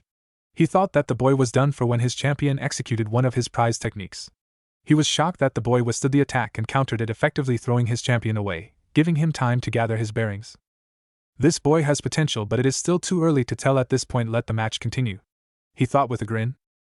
Naruto decided to attack this time, so he dashed towards his recuperating opponent and released a powerful punch aimed at the face. The wolf easily saw through the attack despite the speed it was executed. Simple swerve to the side and snap his jaws at Naruto's extended arm. Naruto saw through the attack and yanked his arm back to avoid getting it chomped off by the sharp fangs the wolf was sporting.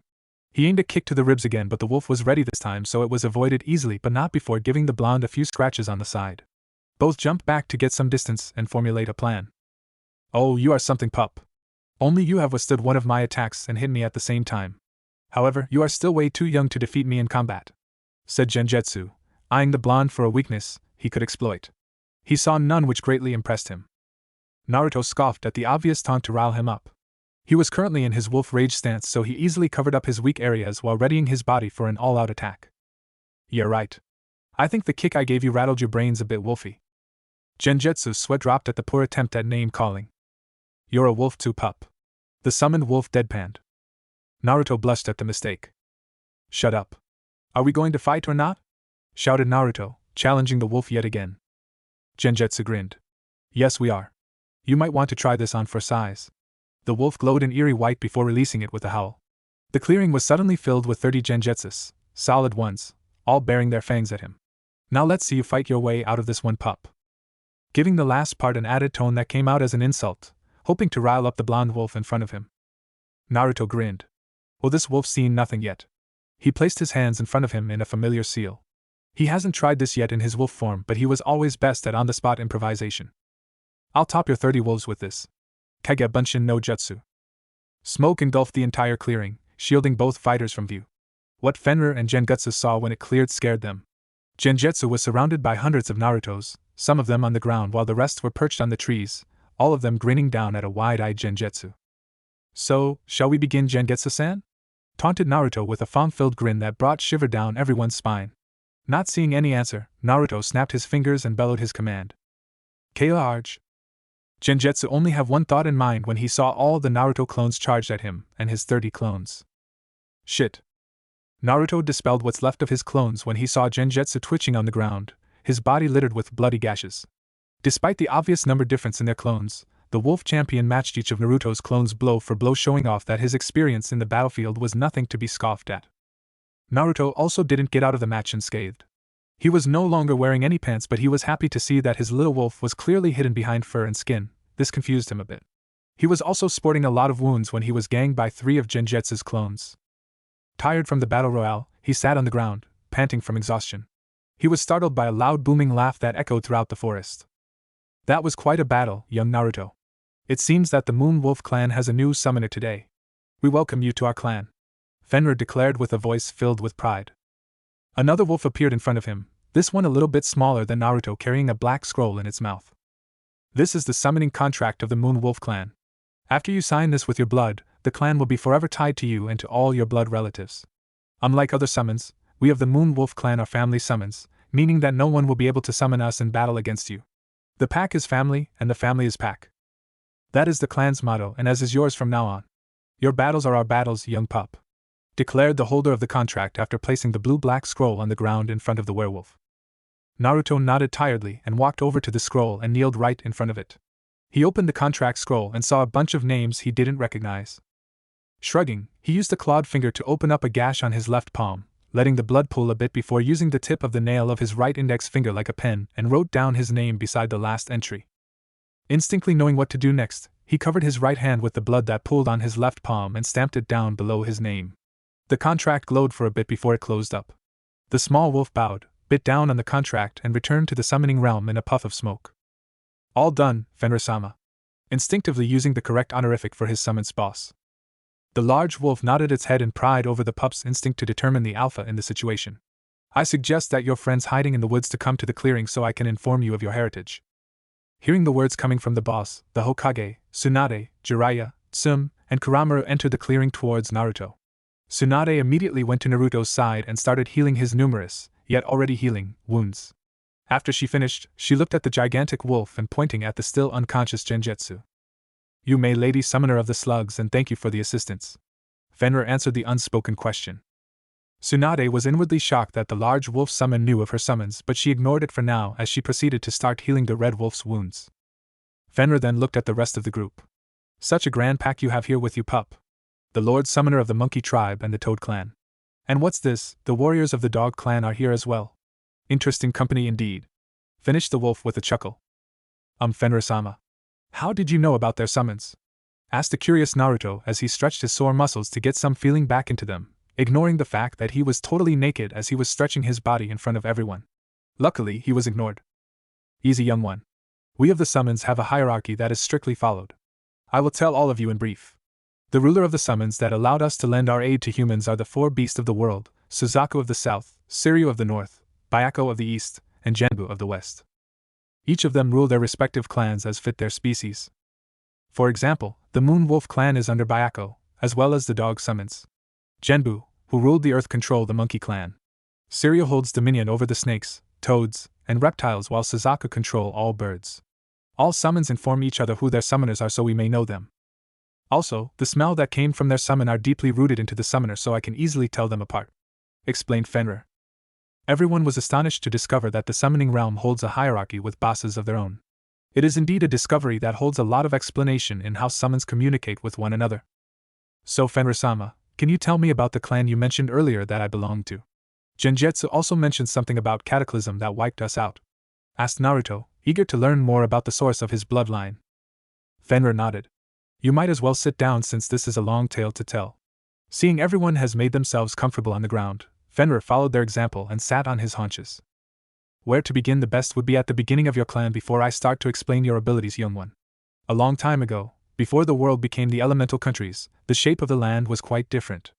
Large continents were separated by deep seas, and each continent holds their own forms of life. Of course, man has always been present in these lands, but they are different and are separated according to their race. Before, us summons isn't what we are now. We were considered as spirits of the land, worshipped as deities or gods by the human race then. The one who worshipped the Moonwolf clan is your clan, the clan of the spirit wolves who lived in a large island that contained a large forest to the west. One thing that made your clan unique out of the rest was that they were deeply in contact with our clan in spirit, that some of our powers bled into every generation they produced. As evolution marked every man, so too your clan.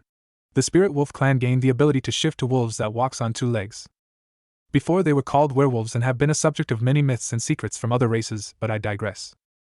The men of the spirit wolf tribe is able to shift themselves to werewolves while the women doesn't have the ability, though their strength is similar, just without the transformation. Their human forms gain the power of the soul of the wolf that is sleeping inside your very own. The soul is usually dormant, but is usually awakened when its vessel is in deep need to protect itself. Their bodies will grow in proportion to how powerful their wolf spirit is, and from what I see in your form, I could say that you are perhaps the most powerful in the tribe. Also, these men are able to shift to their spirit wolf form when they are under the throes of powerful rage. Many moons have passed, and the tribe flourished. However, men from the east who utilized technology have greatly abused their knowledge and went to war with each other. The spirit wolf clan, who was, fortunately, far from civilization, was not involved in the war, but one of the factions utilized a power so destructive that it destroyed the world. The men of the east developed a technology so powerful that one of such inventions was enough to destroy a city 5 times the size of this village. First, it was controlled, only attacking those they have fought against. However, one mistake changed all that. The desperation drove one of the enemy factions to infiltrate the base that contained these weapons and launched all of these monstrosities in different parts of the globe, almost wiping out the human race. Unfortunately, my beloved Spirit Wolf clan was among the casualties and despaired that they were wiped out. However, it seems that there were survivors from the cataclysm, but the knowledge was forgotten for reasons we do not know. We didn't know they survived as well since they didn't know how to contact us through their spirit wolves inside them. Despite this, the ability is passed down from one blood family to another until it has finally activated in you, young one. Astonished by the story that was told by the large wolf, everyone in the clearing was silent throughout the telling. All were amazed that the race of man before was quite different from the elemental countries today. The revelation of the Spirit Wolf clan brought tears to Naruto's eyes, knowing finally that he once belonged to a large family. The destruction of the world brought fear and anger in the group, but was mostly elated that the human race have survived. The Hokage voiced out some questions then regarding their summons. Fenrir-sama, the story you told is astonishing. However, I would like to know how summons, such as yourself and mine, came to be. Instinctively using a respectful tone despite his stature in the village. Fenrir nodded. Indeed, Lord Summoner of the Monkey Tribe. The entire summoning realm lay dormant in the scheme of life after the cataclysm, fearing that man will misuse our powers despite how we have gifted it to them when we found them worthy. However, we came back after we were ordered by the 4 legendary beasts that man once again walked the lands of Earth, especially when the world was under the peril of the Great Jubii. It was because of our contract with the first user of Chakra, the Sage of the 6 Paths, that he was able to seal the being inside himself, which he later separated into 9 beasts that now exists in this world. When the sage passed on to the next life, we were instructed to choose a person to wield our powers only when we find them worthy. For years the Moonwolf clan have not experienced any summoners until you came along, Uzumaki Naruto, holder of the Kyuubi no Kitsune. Naruto was shocked that the boss knows of the demon inside him. Why you know of the Kyuubi inside me? Fenrir just gave him a look that spoke volumes. Don't question my intellect, pup. If you have lived the years that I have, then it is quite easy for me to determine that the strange energy you hold in your gut is from the head of the Kitsune clan, Kyuubi no Kitsune, once a friend of mine in the summoning realm. Now everyone was shocked with the revelation that the Bijus were summons themselves. What? You mean Kyuubi is a summon? Jiraiya yelled in disbelief. Fenrir rolled his eyes at the human's antics. Yes, summoner of the toads. The Jubii was broken up by the sage of the six paths into creatures that walk the earth. Ichibi the raccoon, Nibi the cat, Sanbai the turtle, Yambi of the weasels, Gobi of the apes, Rokubi of the snails, Nanabai of the insects, Hachibi of the ox, and finally Kyuubi of the fox. These are the bosses of their respective species, but all of them are now dethroned ever since they have wreaked havoc on the earth with others taking their place. Not as powerful perhaps, but powerful in their own rights. Kyuubi was once a friend of mine before she started terrorizing this world. If you want the whole history, young pup, talk to the fox. I sense that it is in deep hibernation right now within you. Everyone grew quiet at the revelation that the tailed beasts were once powerful summons before they were exiled from the summoning realm. They were brought out of their thoughts when Fenrir spoke to them again. Now that you know the history, it is time for everyone to leave except for Naruto. Lord Summoner of the Monkey Tribe, I see that you are the leader of this village, so I ask a boon of you. Please make sure that this place is not accessed by another from your forces. I will be teaching the boy on his abilities and how to utilize his summons. He needs to understand everything about us since he is now part of the pack. He will return in 3 days' time with full access to all his abilities and of his summons. The Hokage nodded. I agree, Fenrir-sama. I will make sure that your privacy is secured. Naruto was scratching his head now. A Hokage Gigi. What will happen to the team assignment tomorrow? If I stay here with Fenrir-sama, I will be missing it. The old man chuckled at Naruto's worry. Leave it to the blonde to be worried on team assignment with everything that happened to him. No need to worry, Naruto. I will push the team assignment in 1 month. Besides, there are things I need to do considering Mizuki was able to infiltrate the academy easily, so an investigation is needed. I will inform the rest of those who passed about the reschedule. He finished with a grim look on his face. Okay, Gigi. See you in 3 days. Waved Naruto to the leaving group, suddenly getting a shiver down his spine for reasons unknown. Naruto didn't notice that Fenrir was giving him a grin behind his back which would have made him quail in fear if he saw it. Oh yes. The 3 days of training would be very educational. The Hokage and his 2 advisors left the clearing and immediately went back to his office to discuss important matters regarding Naruto and the team placement of those who graduated from the academy. Sarutobi immediately went to his desk, sat down, lit his pipe and took a long pull before getting started with business.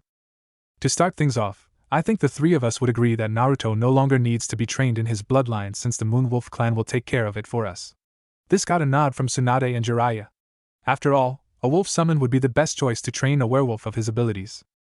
However, Tsunade will still continue to monitor Naruto's health to make sure that the evolution that Fenrir-sama mentioned doesn't result in anything harmful for the boy.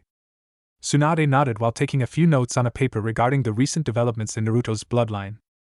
Next on the list is to come up with balanced and workable teams from the graduates. It will be uneven this time around since Danzo slipped in one of his root trainees to keep an eye out for the Uchiha. The boy is showing signs of defection and treason due to how the civilian council pampered him. I noticed that he changed after his friendship with Naruto, but I know that wounds run deep when it involves an Uchiha, so the root agent will be keeping an eye out just in case the worst comes to pass. Sensei, including Naruto, there are a total of 28 who passed the academy exam. So there is an odd one out. Jiraiya quipped while taking a look at the personal info of each who passed. The files were readily available to him since he is the head of information gathering in the village. Correct, Tsunade, were you able to scope out genins who are capable of becoming medics in their respective squads? Asked Sarutobi. Tsunade placed the tip of her pen on her bottom lip, deep in thought, pondering the rosters she had in her office at the hospital. The most important prerequisite for a medic need is chakra control. From the file you gave me on the students, only 3 have that capability. Yamanaka Ino, Haruno Sakura, and Hyuga Hinata. I can train the others, but none have these 3's potential. I might even take one of them as my apprentice depending on how they absorb the lessons or how they react during missions. Sarutobi nodded. Knowing Tsunade, she already had a plan on how to bring the 3 candidates up to stuff with medical knowledge. Good. I have changed the rules in team assignment, and removed the requests from the Jounin senseis to avoid favoritism. Aside from the teams that I have already placed there on the paper included in the folder, I placed much debate when it comes to the clan heirs since they all have specialized abilities. To start, the infiltration and capture team composed of Yamanaka Ino, Nara Shikamaru, and Akimichi Chuji. We will recreate the Ino Shikacho with them. So Ino will be the team medic since you will be training her at least twice a week with the rest of the girls. Both Sannin nodded in agreement, since their individual abilities complement each other. Next we have is the information gathering and detection teams composed of Aburame Shino, Hyuga Hinata, and Kiba Inuzuka. All their abilities are perfect for this role, informed the Hokage. The two Sannin couldn't deny that the three would be perfect for a tracking team with their respective clan abilities. Last but not the least is the most important team, which will be comprised of the Uchiha and Haruno Sakura. Naruto was supposed to be on this team since this will a frontline, heavy attack squad. But the inclusion of Danzo's agent will require me to remove Naruto and to assign him in an apprenticeship. Tsunade raised an eyebrow at this pairing. Why remove Naruto? He would be the perfect frontline fighter that could easily complement the team. Judging from his abilities, he is basically a one-man army with his clones that have the same abilities as the original. Jiraiya nodded at Tsunade's rebuttal. All of them saw how the young werewolf's shadow clones were able to decimate Genjutsu, and his clones back in the Forest of Death. No one can deny the sheer destruction the golden werewolf can cause if he was trained up a bit in ninjutsu. He was literally a chakra powerhouse even in his human form that can easily throw out high-powered techniques like peanuts. Hokage nodded. True, but Naruto's pack mentality will be a hindrance if Sasuke defects from the village. For Naruto, such relationship could spell disaster for him if such a situation occurs. So no, Naruto is not practical for this scenario with the Uchiha involved despite the friendship they created with each other. Sai, on the other hand, knows his mission well and have the training needed to stop Sasuke if such situation occurs. Jiraiya and Tsunade grudgingly nodded at the explanation. It was true that Uchihas tend to become power-hungry, and all signs of it points to Sasuke, so they will have to forego putting Naruto on the team. If Sasuke defects, then Naruto will easily kill him on the spot. His instinct wouldn't have it otherwise. Jiraiya decided to voice out his concerns. So if Naruto is the odd man out, what do you plan to do with him? It wouldn't be a good idea to let him wait for the next batch of graduates, since that would severely pull down the village's manpower. His newfound abilities and the power of his summons is a great help if an A or S class situation occurs, said Jiraiya, frowning at the thought. I could take the Gaki as my apprentice as I promised Minato when he was alive. The Hokage shot down the idea immediately. No, Jiraiya. You have your own responsibilities in the village, as well as outside with the spy network. Besides, you can still teach the boy from time to time without having to complicate your already busy schedule. I was thinking of giving him to Mitarashi Anko. This revelation caused the Toad and Slug Sannin to give their sensei an incredulous look. What? Why her? Shouted Jiraiya. He couldn't believe that his sensei would put Naruto under the sadistic Anko, even if she was sexy as hell. I have my reasons, Jiraiya. 1. Anko can easily train Naruto in the skills needed in the field: assassination, demolition, even seduction if his new physique is anything to go by.